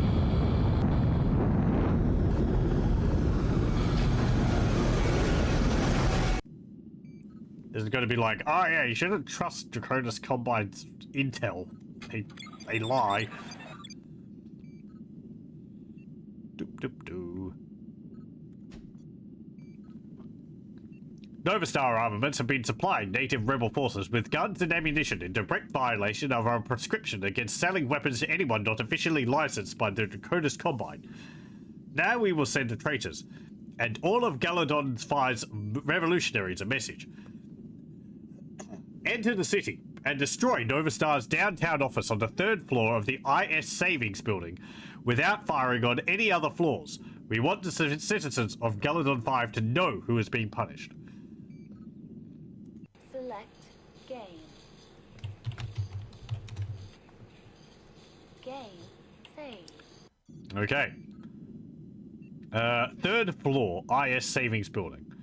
Codename, Scalpel. Galadon 5, terrain urban, time dawn, 10 Celsius. Mission pay, 250,000 C-bills, plus bounty bonus. Expected resistance, light tanks, converted civilian vehicles. Destroy the 3rd floor of the IS building at Nav Alpha, but avoid destroying any other floors. Destroy any rebel forces that you encounter. Return to Nav Beta. Your target. Destroy the 3rd floor of the IS bank building. Okay, good. Nice. Good that you highlight that. Because, I'm Australian, and in Australia, the 3rd floor would be the 4th floor in America, because you count the ground floor as, well, you know, the ground floor, and then it's 1st floor, which is the 1st floor above ground level. So it's the 3rd floor, counting from the 1st floor, which is ground level. Okay. August 24th, 3044.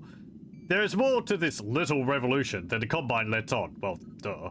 My Combine CEO has told me that the revolutionaries have only 10,000 men in the field, but I've heard from others that the number is closer to 100,000. I'm starting to wonder if the Combine brought enough troops for this kind of action, but as my CEO says, they are experienced in this sort of thing. August 3044. I drew riot duty today. I was ordered into the capital city of Washkatin at noon. City was already burning in places, and there was looting in the street. A mob pelted my mech with rocks and even the occasional homemade Molotov cocktail before my Draconis commander settled the situation with two 50 caliber heavy machine guns. I don't think I've ever seen so much blood. September 10th, 3044. I have my first combat orders. I am to enter Washkatin and destroy Nova Star Armaments. They say this small weapons manufacturer has been supplying the weapons with small arms. I remember reading that Nova Star is almost out of business, a small company that never quite capitalized on the succession wars. I have to wonder if they sold out to the rebels just to stay in business. Well, they won't be in business much longer.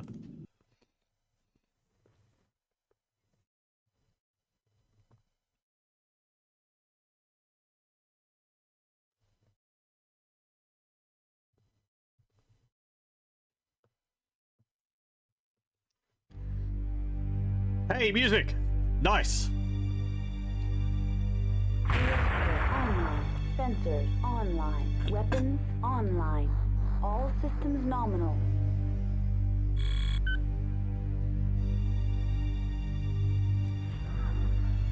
Okie dokie. Off I go. Off I go. Here I go on my own. Hey, look at that city.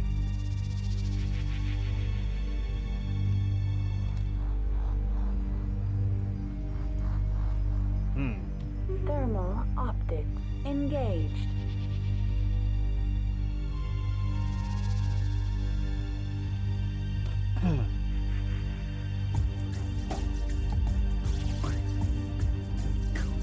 Groovy.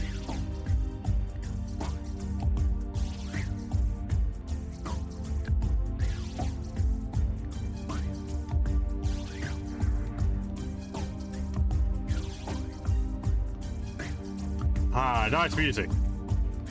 I've listened to the soundtrack a little bit on YouTube, as well as some of the remakes of the soundtrack.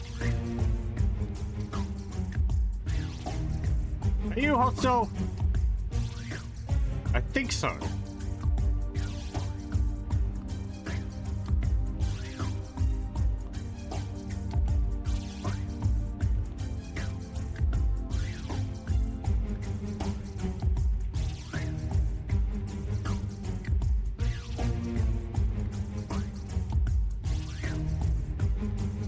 Not letting me select other buildings.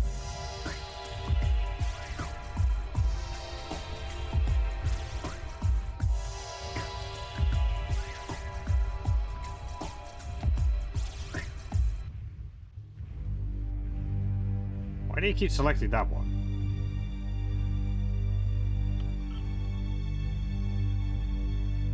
Nav Nice. Alpha reached. Nice that they lit it up for me. Objective successful. Oh. Yep, here come the cars. Trap. Pull back, Dragon One. Pull back.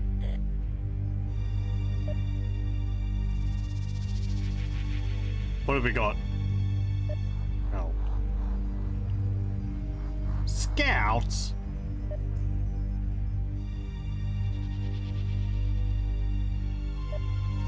Well, how much would I get paid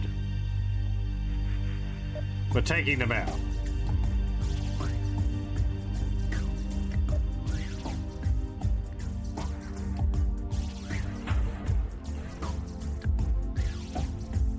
They are just vehicles.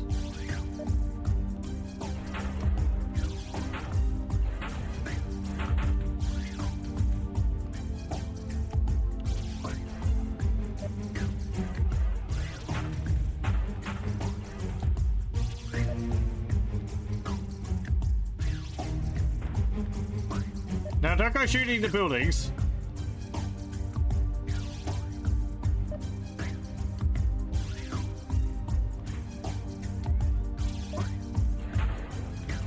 Enemy vehicle destroyed. Oh, there's a rebel commando. Hello.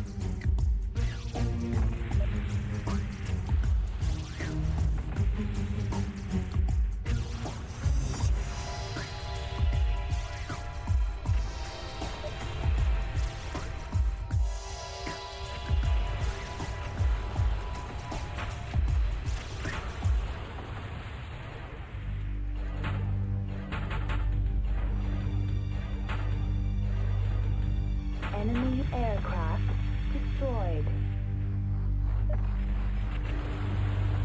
Fuck!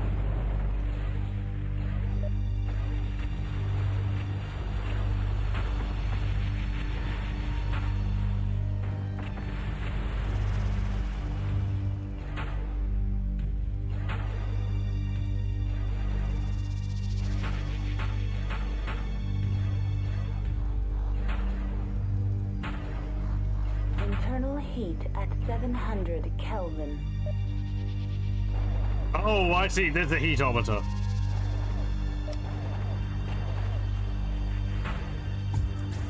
Enemy mech destroyed. Okay. I was thinking, oh, my heat's not going up. No, it is. Takes a lot longer to cool down, too. Ooh.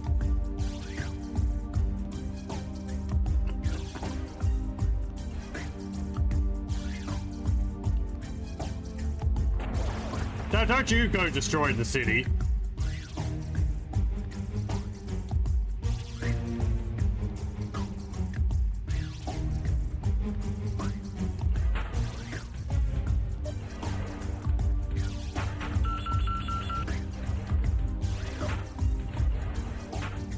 Damn, my arm. Enemy vehicle destroyed. Objective successful. Critical hit arm. Oh, my other arm. Oh, I knocked it against the building. Damn it. Might have to restart that. Ah. Now I don't have any weapons, aside from my missiles.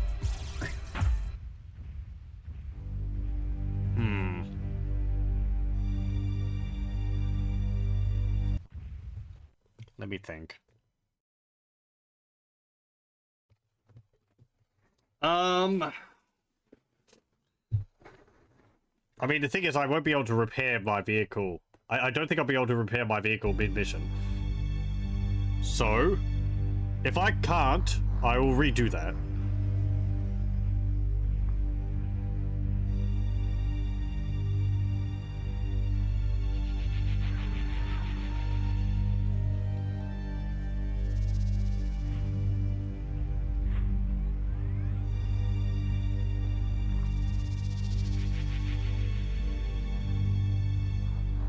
Nav beta reached. Mission successful. Thank you, Mercenary. You have destroyed the Nova Star traitors. I suspect that the people of Galadon 5 will not challenge our supremacy again. Our spies tell us that the once steady flow of Galadon 5 citizens to the rebel cause has slowed. Last week, the rebels took in nearly 300 new recruits, and this week, fewer than 10. Our military analysts are attributing the drop of rebel recruits to your terror raid on Washkatin. You will be handsomely rewarded for your efforts. So we got 4 confirmed kills, and we got 100,000 for that. So that's 25,000 each. Okay. I'm gonna reload because, yeah, my mech's damaged to the point where I can't continue. So we'll do this again. I have to be very careful. The clan missions are all well and good because you just, you know, go from one to the next, and no matter how much damage you take, it's not a problem. But this one, yeah. Even if it is just a little tank, it will deal damage, and that damage will carry over. So if you can get in and out without taking any damage, that's good.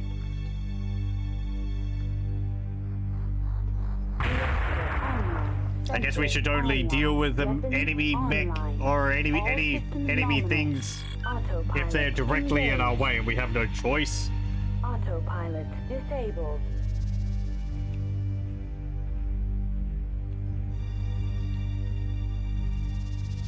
Well, I guess also if I had stronger weapons, it wouldn't be as much of a problem.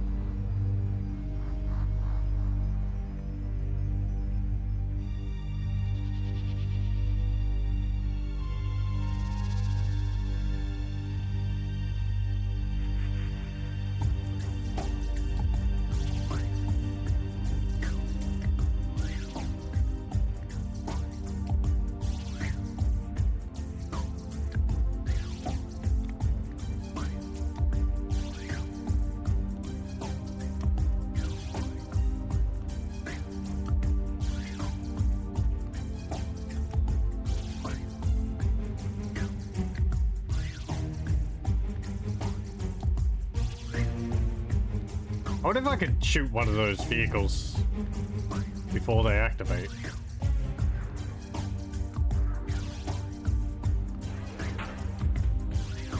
Objective successful.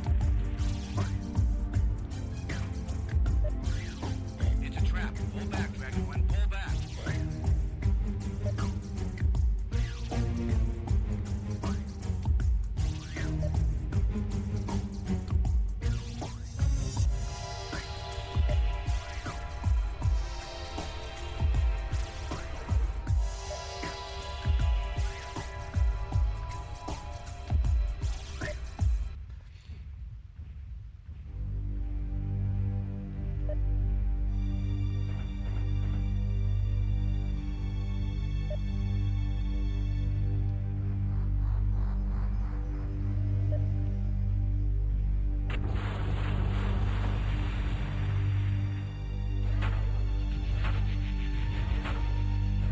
Enemy aircraft Okay. destroyed.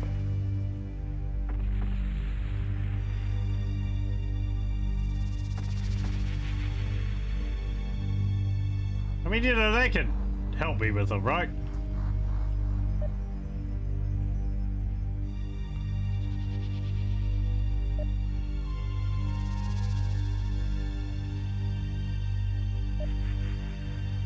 I'll just hide behind these dudes.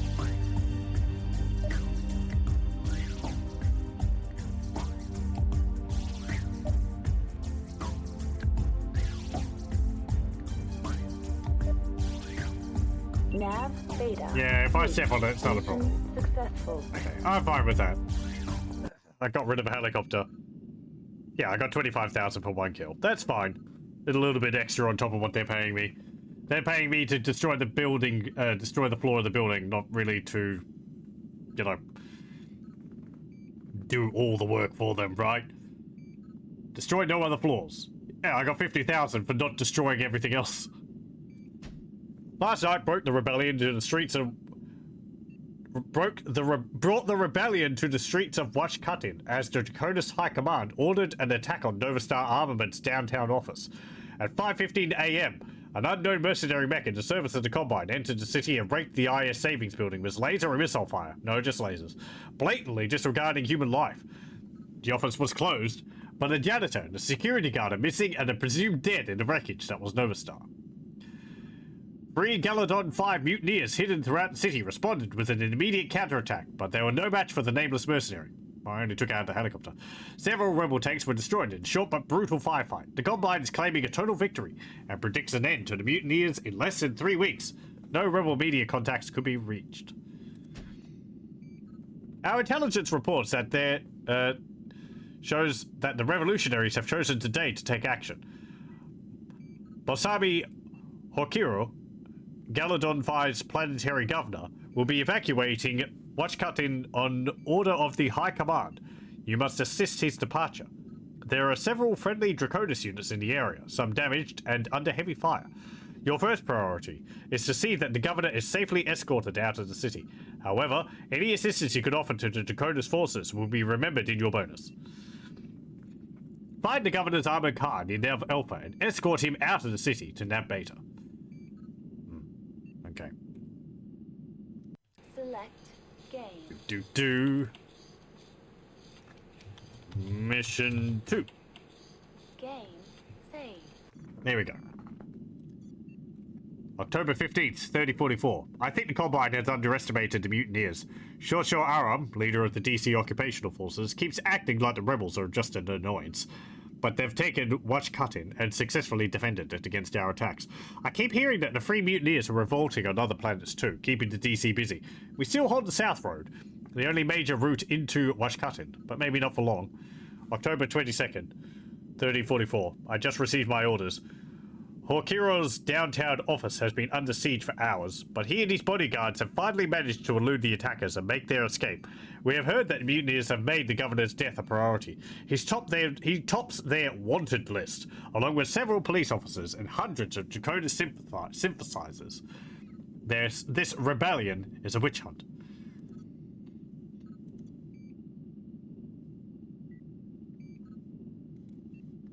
Protect the governor's car during the battle. Assist all friendly units. Okay.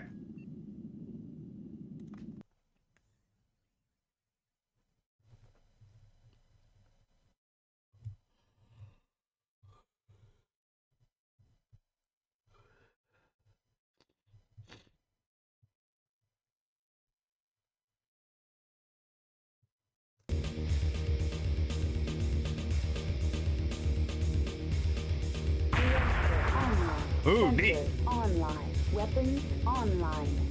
All systems nominal. Thermal optics engaged. Enemy vehicle destroyed. Second armor platoon here. We are under heavy fire. Requiring immediate support. Over.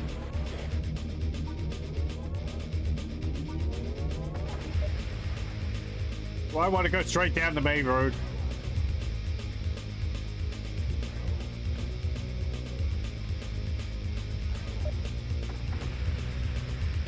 Okay, there's the armored cars. Oh, there's a Jenna. Uh-oh.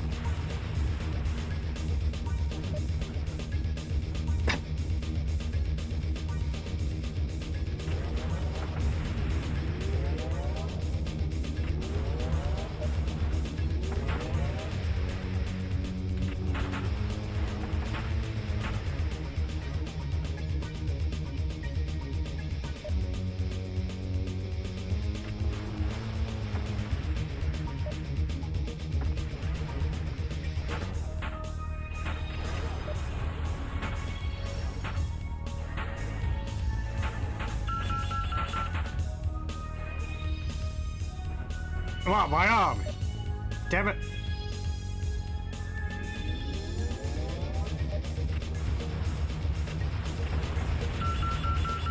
My other arm, you git!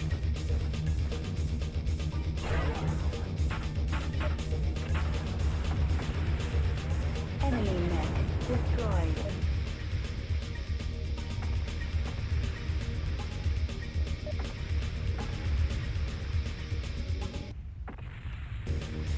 My arms blew off so easily. I guess I've just got really light armor on them. I was trying to aim for the Jenna's legs. Maybe I should just aim for the cockpit.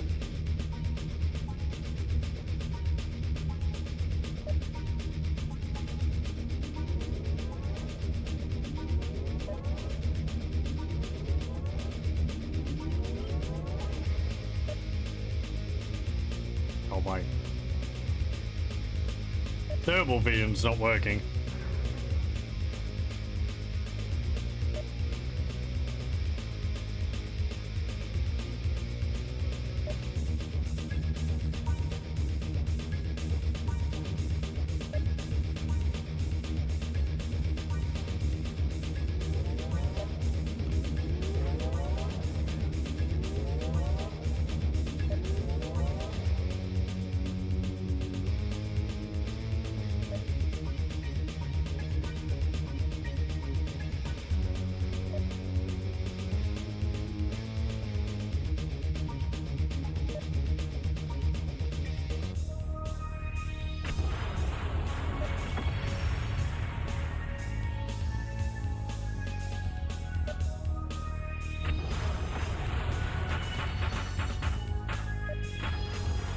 Enemy aircraft destroyed. Mission successful. Okay. The rebels have taken Washkatan, but General Horkiro and his staff escaped unharmed. We offer our gratitude for your bravery. Despite your small part in the battle, your actions have earned you great respect with our troops, who are usually not friendly towards mercenaries. You have also earned the undying loyalty of Governor Horkiro, who has sworn that if he must hire mercenaries in future, he will call on the Mecheteers. I'm glad I didn't call my group the Mecheteers.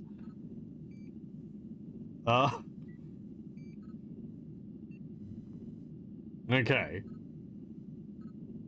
I did destroy all enemy resistance, but yeah. I wonder if that would change things.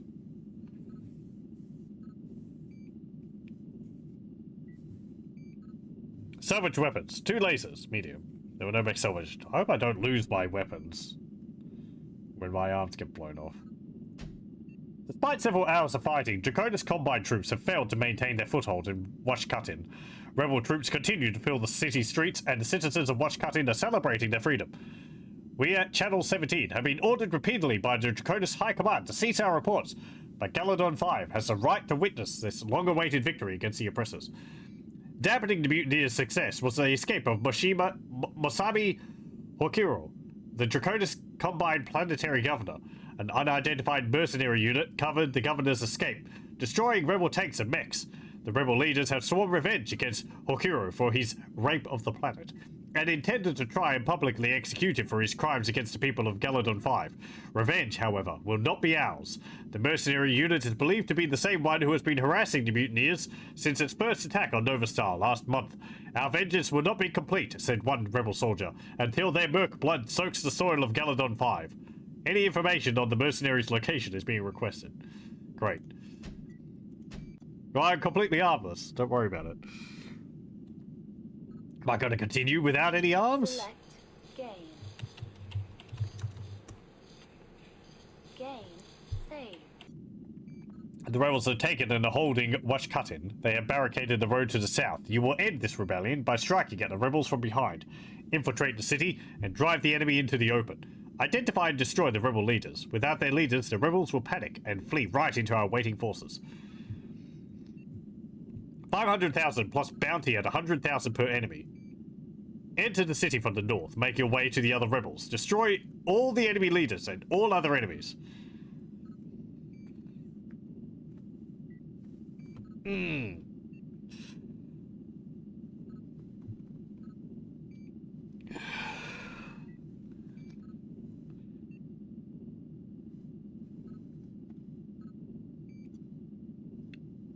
October 25th, 3044. Washkutin has been under siege for 3 days now. Most of the refugees that are going to leave the city have already left.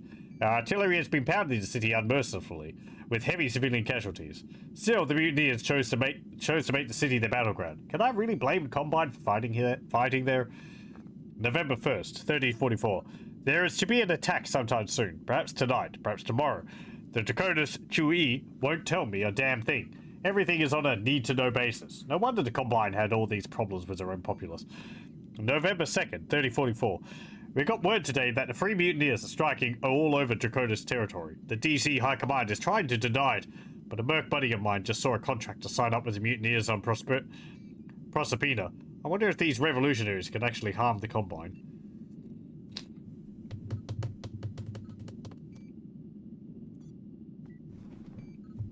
I'm thinking at the moment whether this is worth it. Again, the pay is good, but how much have we made so far? I don't think I can check. We made a fair amount already. If we leave, which I believe is an option, we keep the money they've given us so far. We'd have to repair our mech, but we keep our life.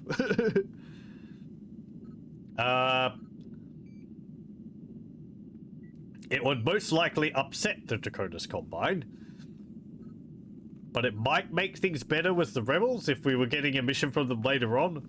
Maybe.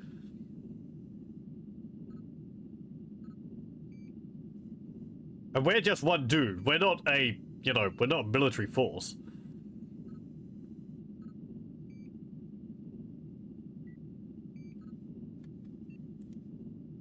Your target. Destroy the leaders of the Beta 7 resistance. A tank and a mech.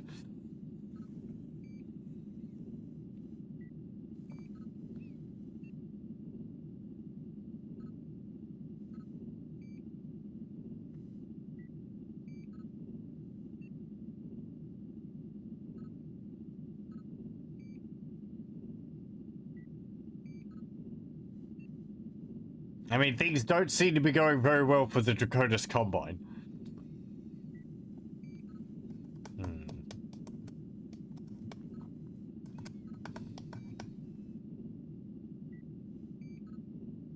I've already got missiles. Your target. Destroy the leaders of the Beta 7 resistance. I don't know what type of mech that is. It's maybe the... Is this a commando? I think it's a bit heavier than that.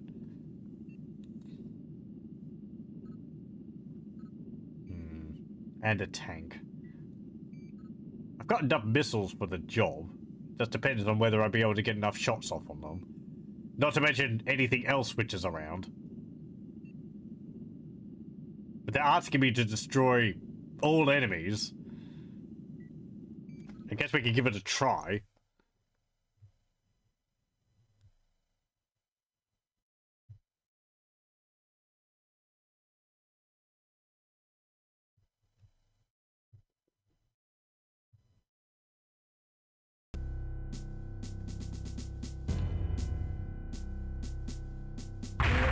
Online. Sensors online. Weapons online. All systems nominal. You mean weapon?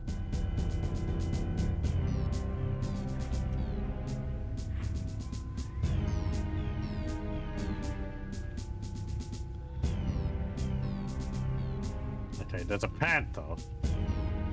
That's one of them.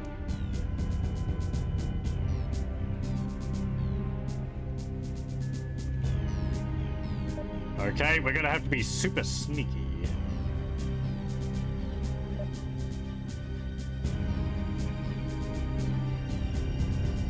Ah, there's a Jenna.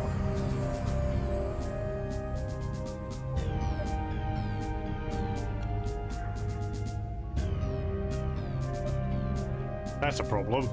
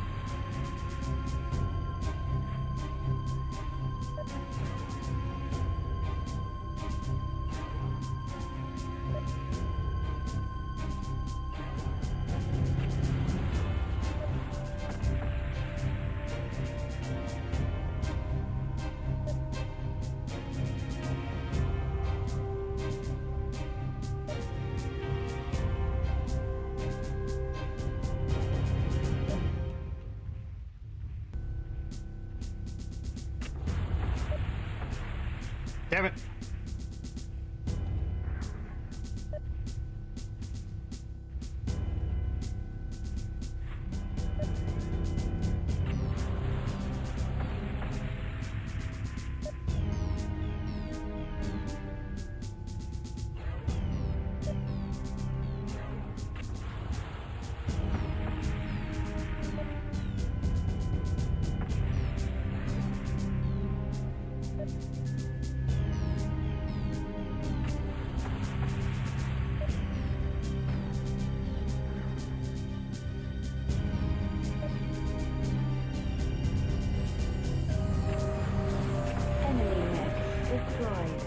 Okay.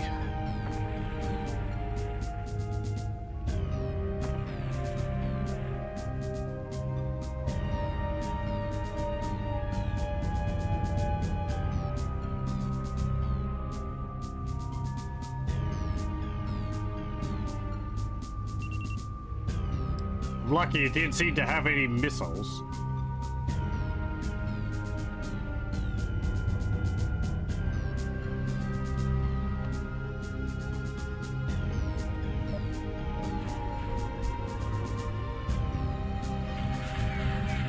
This one does.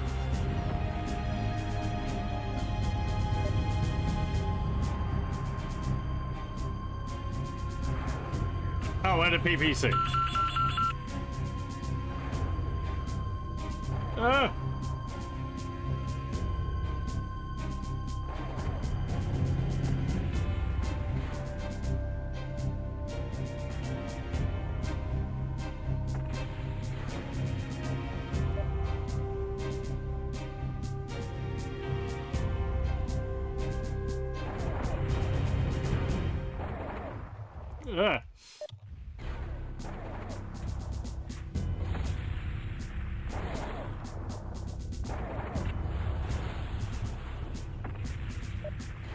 Enemy vehicle destroyed. Enemy vehicle destroyed. Does it count as me killing them if they're killing each other? Uh-oh. Enemy vehicle destroyed. Bye! Idiots.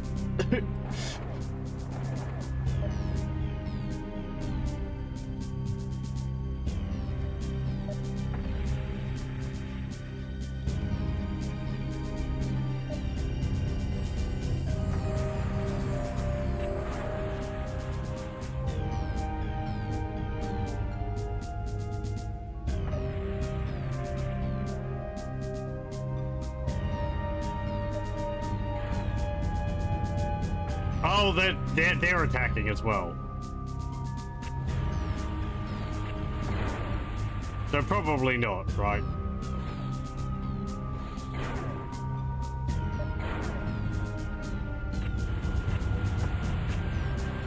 Uh-oh. Bye!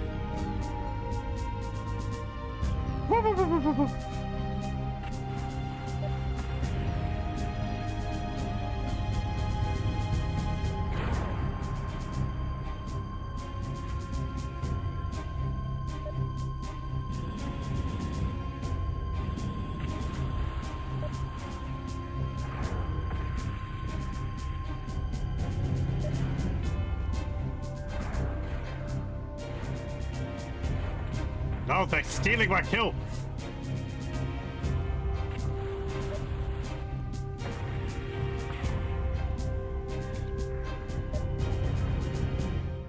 That mech looks so funky walking around. Got janky legs. Uh-oh. Hello. I don't like this situation we're in.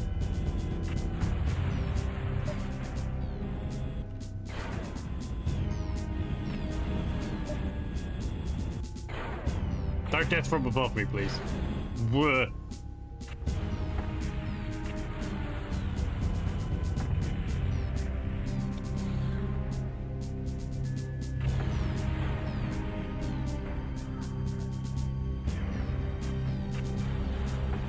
Enemy mech destroyed. Mission successful. Okay.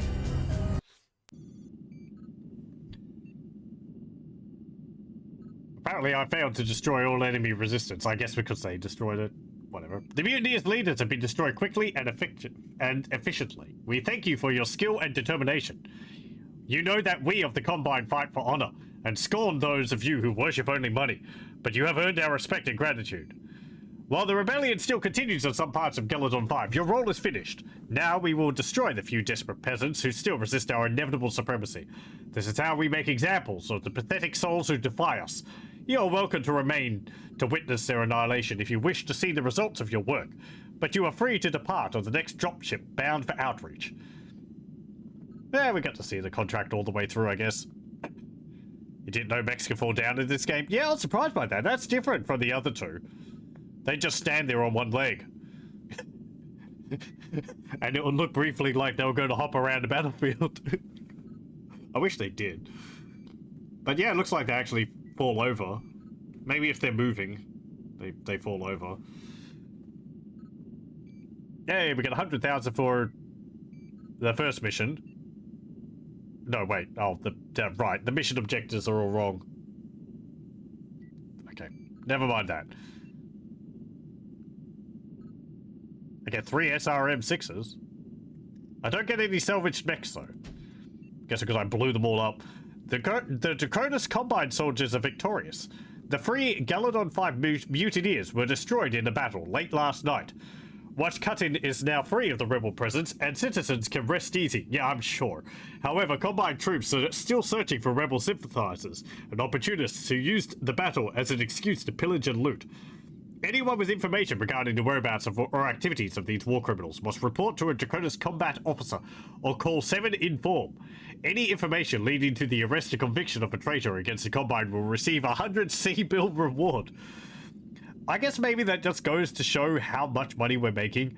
Any information leading to the arrest of either Jonathan Collins or Harris Tweet, the only two outstanding leaders of the resistance, will receive a reward of 550,000 C-bills, or it shows how prohibitively expensive mechs are to maintain. Or that is just a laughably small amount of money. Power, water, and other necessary utilities will be restored by tomorrow evening throughout the city. Food rations will be distributed at schools, police stations, and other public buildings. Channel 17 has been reclaimed and is now once more a reliable source of information for the citizens in Caledon 5. Their broadcasts will provide details and instructions from the Draconis occupational forces. Okay.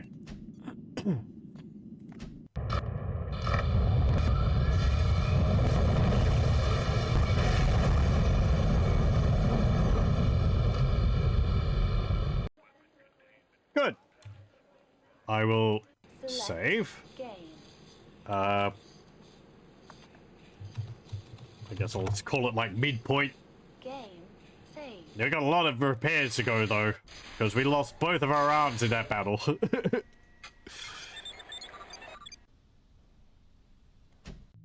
Ugh. Let's see, how much does it cost? 99,725. That's actually not too bad. Considering we made like 3 million and extra. Or not 3 million, like what, like actually hang on. We started at like 1 million. So yeah, we made like nearly 3 million. That's not actually too bad for repairing the mech. Just makes the job more difficult the more arms I lose. Let's see. What have they got to sell? Because I could probably do with a stronger mech. Panther. 35 tons. Got jump jets. 1 SRM4. 1 ton of SRM4 ammo. And a PPC. What about an assassin? 7 jump jets. 1 LRM5. 1 ton of LRM5 ammo. 1 short range missile. And 1 laser. Cicada. What about a Clint? What's that look like? Okay. There's a Cicada. Assassin. Panther. These are actually the same, aren't they? Zeus. Centurion. What could we afford? We could afford a Cicada. And an assassin. Oh, we've actually got one. We got a Jenna. Hey, neat. 5 jump jets, no heat sinks. 1 short range missile, 4 lasers. That's alright. We have a guy. No, we could hire a guy to pilot that. I don't think I want to go in a Jenna myself. It does have a higher tonnage. I believe in the original MechWarrior game, MechWarrior 1, for DOS, the 2D game, which I had a look at initially, but I thought I'd start with MechWarrior 2, 31st Century Combat, rather than go to the first one for the first stream, because it's like this. It's a mercenary game. It's got an overall storyline, but you're doing jobs in the meantime and piecing together bits of like a plot and trying to find a person.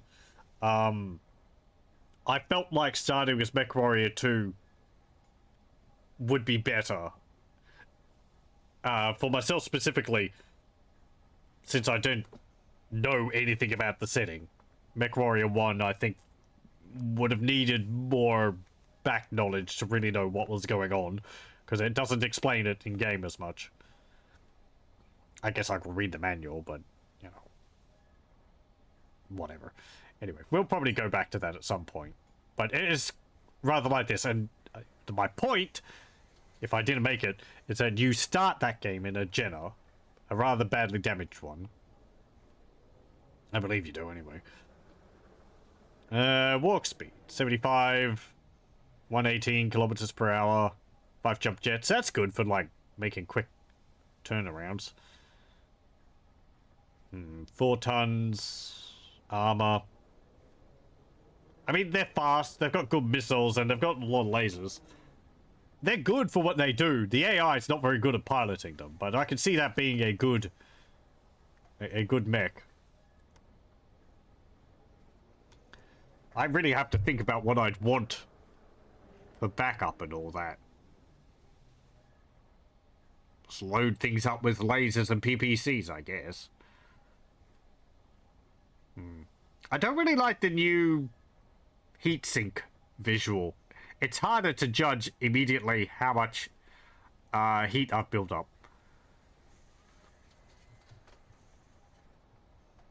It's like these tick lines. I didn't even see it until the computer called out that I was building up a lot of heat. Assassin is actually 40 tons. 4.50 armor. How's mine? What is mine? It's 25. Can I see? Yeah, here we go.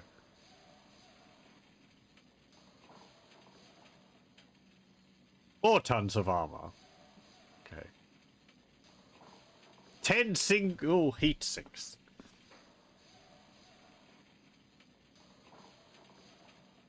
I mean, it's working well enough. It really doesn't have enough power in the with those lasers, though.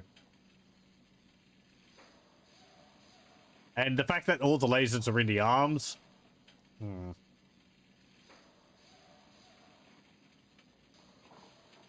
Assassin does have more health. It is a higher tonnage, which would mean I could weigh it down with more stuff.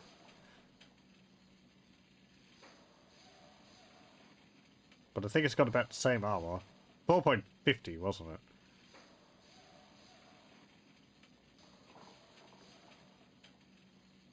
Also remember that I can sell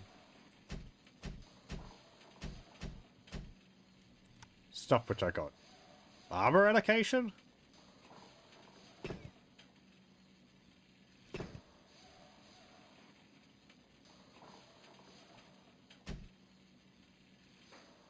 Oh! Oh, neat! I can actually add armor. I mean, that'll put me over my tonnage. But I can do that.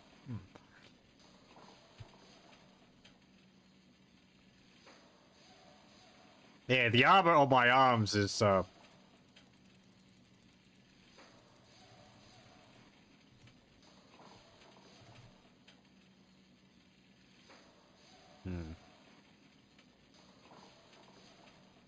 lightest out of everything. Except for the head, which is 9.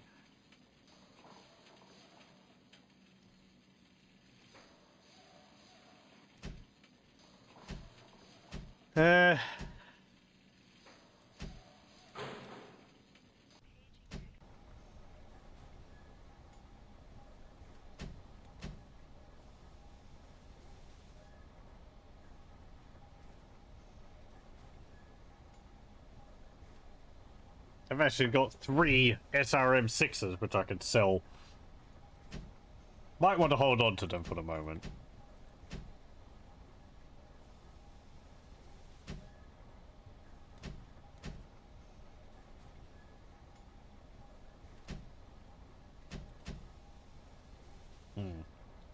Autocannon ammunition gets quite expensive when you go from 2 to 20.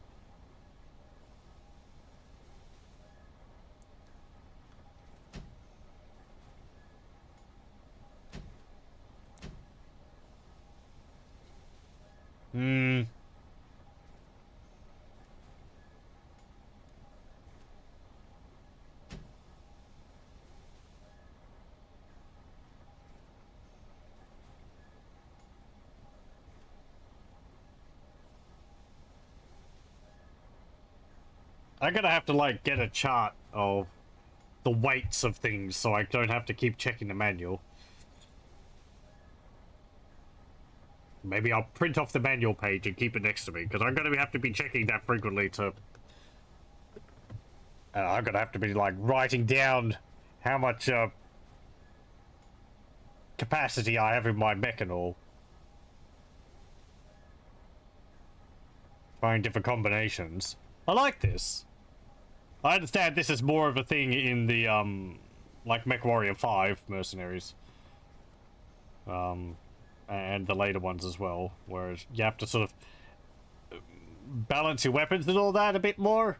The client games were fun, but in there it was a lot more...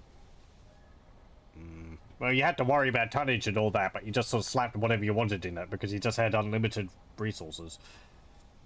So it's like, oh, what? You want, like, 5 PPCs in this thing? Sure, we've got them out back. Let me just get them out for you and put them in there.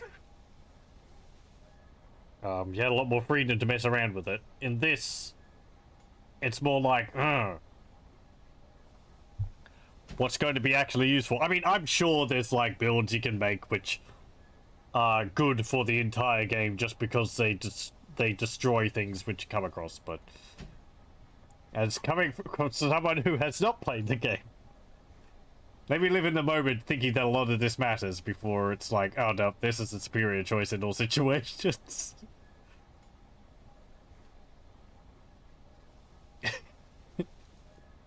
A time for things is always there.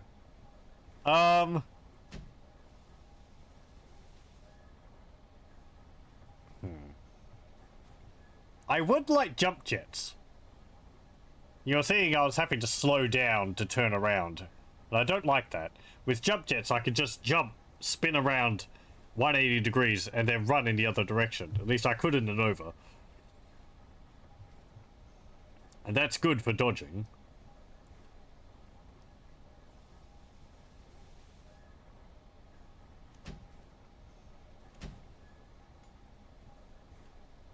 Let me buy...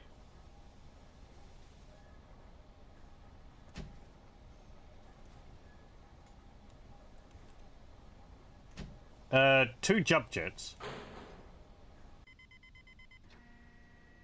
Did I purchase those? I guess I could have maybe taken them out into Jenna, but oh well. Yeah, I do. So I want to add that there. And I want to add that there. Okay, that gives me an extra ton of weight.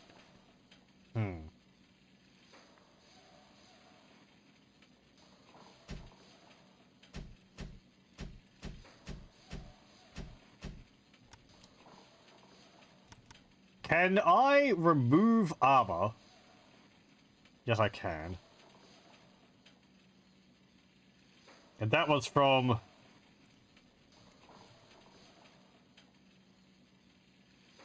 center torso. No. Because I didn't see what happened. Okay, so jump jets. I want to... armor? Because I think that minus armor from everything. Let me see. If I delete 12, 16, 12, 6, 8, 6, 7, 5, 5, 5, 5, 5. Yeah, that's minusing it from everything. How do I just minus it from 1 bit? Let's remove all the armor.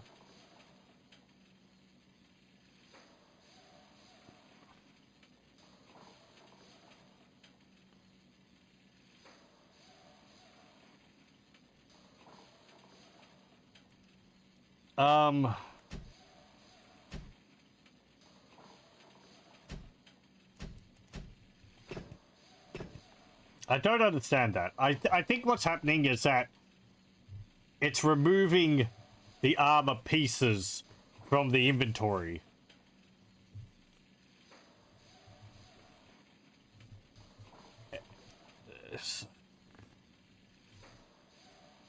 But then I'd have to go to another screen to, like, add them back. I can't, like, say, click on the left torso here and remove specifically from here.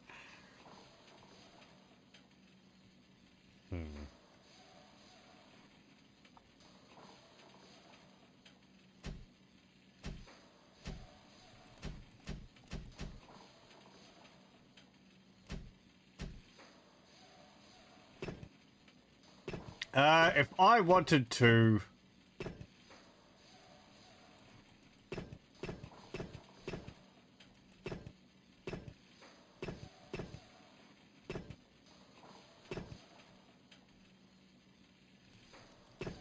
Where are my heat sinks?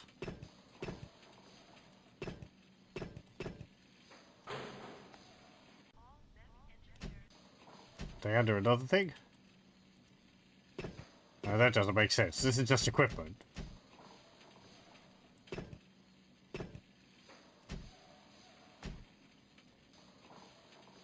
Ten single heat sinks. Right.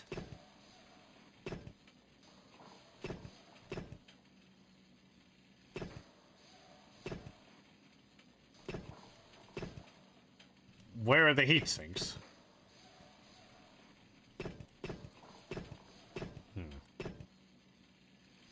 I guess maybe it's just a default number of heat sinks which the Mechs have in them. You can't remove anymore because there's not any extra.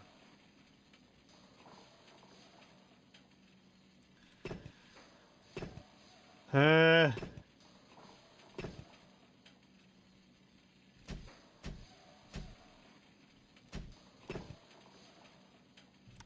could remove a laser. Then add the jump jets in there like that. That's one laser in each hand. And the missiles.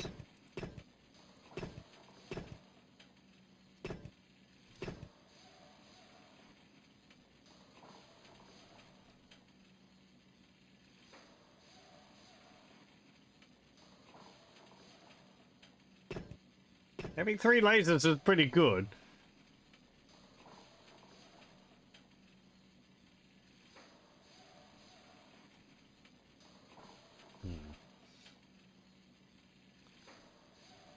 I really would like those lasers in the torso, just because I don't like the arms being blown off.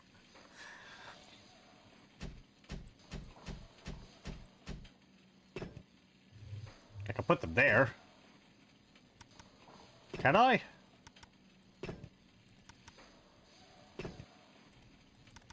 I mean, yeah. I don't have anything in the arms then. It's a bit weird to me that you could do that.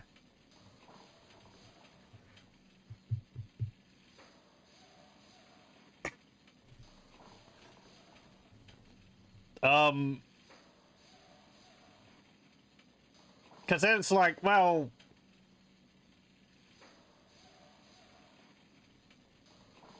What's the point of the arms?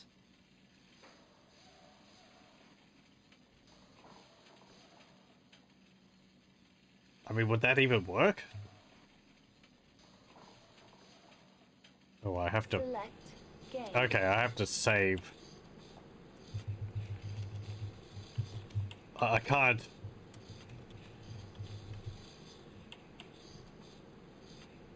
Game saved. Okay, so...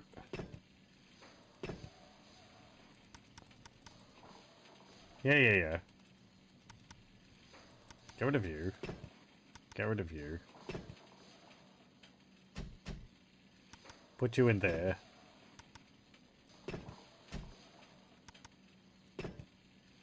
Okay.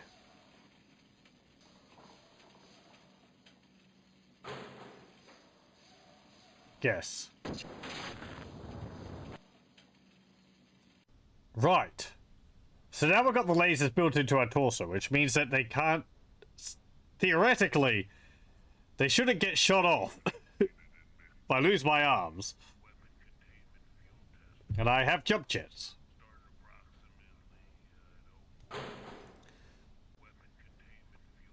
Okay.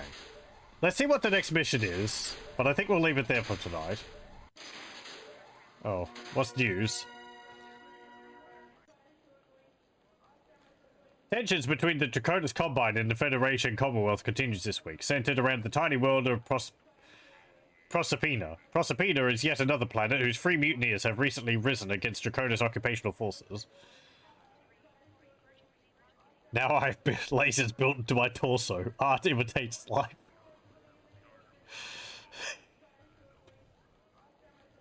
Yes, we're building bionic Supermen with lasers and torso cannons and shoot lasers from their eyes and hello, welcome. We're probably just about to finish up here. As current officials have announced their belief that the Commonwealth has been providing the Free Mutineers with armaments. Prince Hans Davian of the FC Federated Commonwealth, okay, has denied these claims, but the Curitans remain unconvinced. Both sides have moved troops closer to their mutual border, while the Dakota's Combine has sent the first amphibian light assault regiment to squash the Proserpina rebellion before it can properly begin. Pirate attacks. On the other side of the Innosphere, shipping lines between Coventry and Alarian continue to be plagued by pirate attacks. In the past 8 weeks, 27 freighters have been hijacked and looted despite Commonwealth efforts to tighten security. Victims attribute the attacks to a team of rogue mercenaries who have so far refused shippers' offers of money. If you can't buy off a mercenary, who can you trust? Asked one confused trader. Goliath delayed. In economic news, representatives of Duron Armaments announced today that their newest heavy tank design, the Goliath, will not be produced for the fall, as was originally planned. The heavy machine guns designed for the Goliath have already been produced, but Duron will not take a loss. Quick-thinking techs refitted the machine guns for use with mechs, and the first shipments are already arriving at arms training outposts. Heavy machine guns? Do I have those available at me? Let me see. What's my arms merchant? No, I just see a machine gun. Unless they mean autocannons. Yeah. Oh well.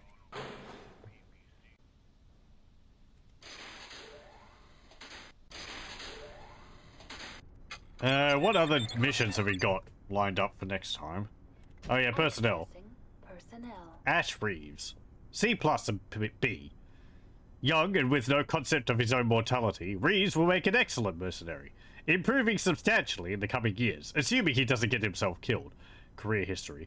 Ash trained for 2 years in the Eridani Light Horse, where he earned 2 kills before leaving for undisclosed personal reasons. Daniel Wilkes.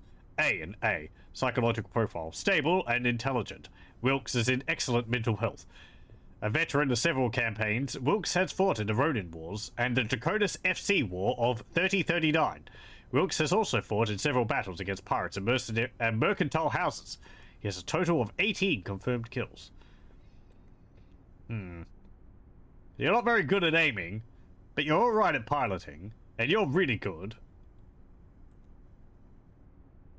But you cost twice as much. I mean, I'm willing to, like, you know, build someone up, I guess. Welcome aboard, Reeves.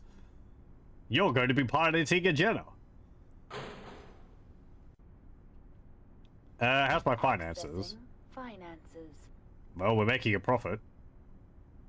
Right, yeah, 5,000 per month. Okay. Yeah, okay. Well, we've made it positive, so that's fine. Connecting to Comstar contract database. Federated Commonwealth campaign contract. The Federated Commonwealth needs mercenaries for covert operations on and around the world of New Iverson. Specific world to be disclosed on acceptance of contract. Guerrilla operations are likely, including battles and raids behind enemy lines. High risk goes with high pay. Recommended for a new mercenary unit that needs to make a name for itself. Pays 1,500,000 C-bucks pay is already deposited with Comstar. I guess that means, like, if it's not already deposited, then there's a chance that it won't get paid out. You'll be relying on your contractor's honor to pay you, and they might bilk you on the payment. The Commonwealth will pay for all reasonable ammunition expenses. Salvage rights is poor, bounty is minimum pay bounty. And that's the same as the last one. Okay. Free Rachel Hague Republic contract. Search and destroy. The Republic needs mercenary assistance in a search and destroy mission on the frontier world of Engadin. A small group of pirate mechs are still trapped on the world following their raid 3 months ago.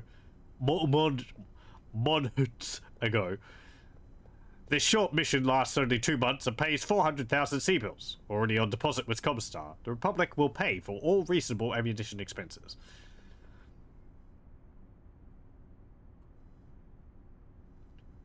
Yeah, okay. Last 2 months, 400,000. This lasts 4 months. I think a year has already passed. Man. Federated Commonwealth requires a small mercenary group to perform a simple recon mission on the planet Whittington against Draconis Combine. The latest intelligence data and final mission details will be sent to you en route. Enemy resistance is expected to be light. Federation Commonwealth will pay for all travel expenses. All reasonable blah blah blah. It will provide you with a dropship. I guess that means you don't have to pay, for travel. Travel's only like 1,000, so I guess unless you're really hard up, it doesn't matter that much. 1 month. 400,000. Same as the other one, but 1 month. That is something we should consider. The longer missions may pay off a lot more. But you're spending a lot more time.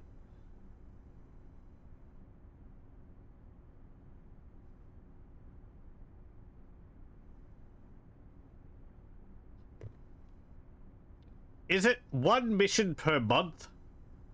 Is that what I'm seeing here? Roughly?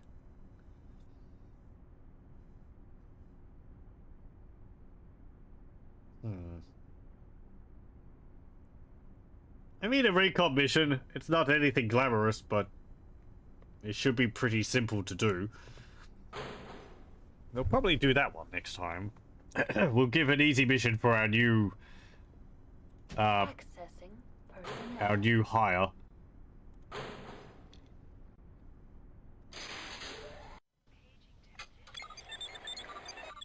Let's see. Mech factory. No, I don't want to sell the Jenna.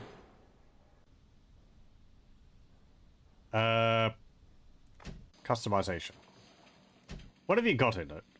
I kind of wish this image here changed.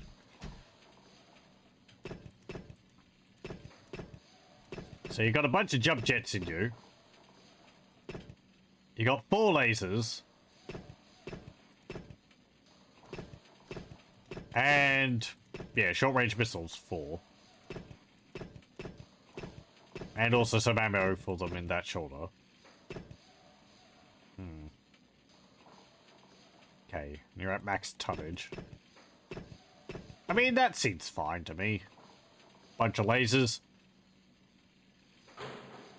Okay, I guess I have to allocate pilots when we actually take the mission.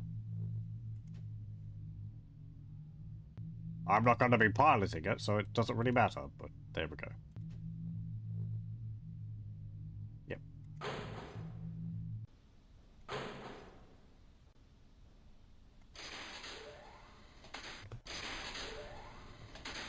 Okay.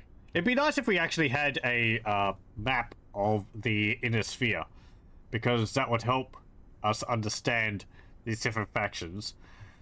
Something else which seems to be different from this one, from the first MechWarrior, is we don't actually get to choose where we're going.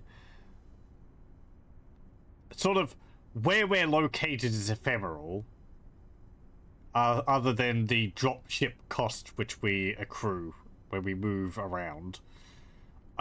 But in the first MechWarrior game I saw, you could, like, choose a planet and go there specifically. You had the map of the inner sphere, and you could, like, move around it as you wished, which meant you could go into the territory of this faction, or the territory of that faction. I guess missions change based on whose territory you're in. In this, it just seems like you get an overview of what the galaxy is like at the moment, and you just choose missions based off of that. So you can move around in MechWarrior 1. Yeah, it's something which I feel like, yeah, I am missing a bit in this. Mission variety isn't much to talk about, though. It is an older game. Yeah, it does have that. Go for it. Kind of impressive what they did with it.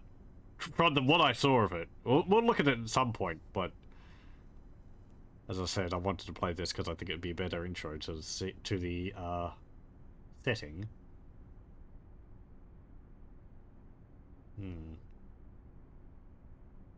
Yeah. Okay. I'm going to save it there. I'm going to save it here.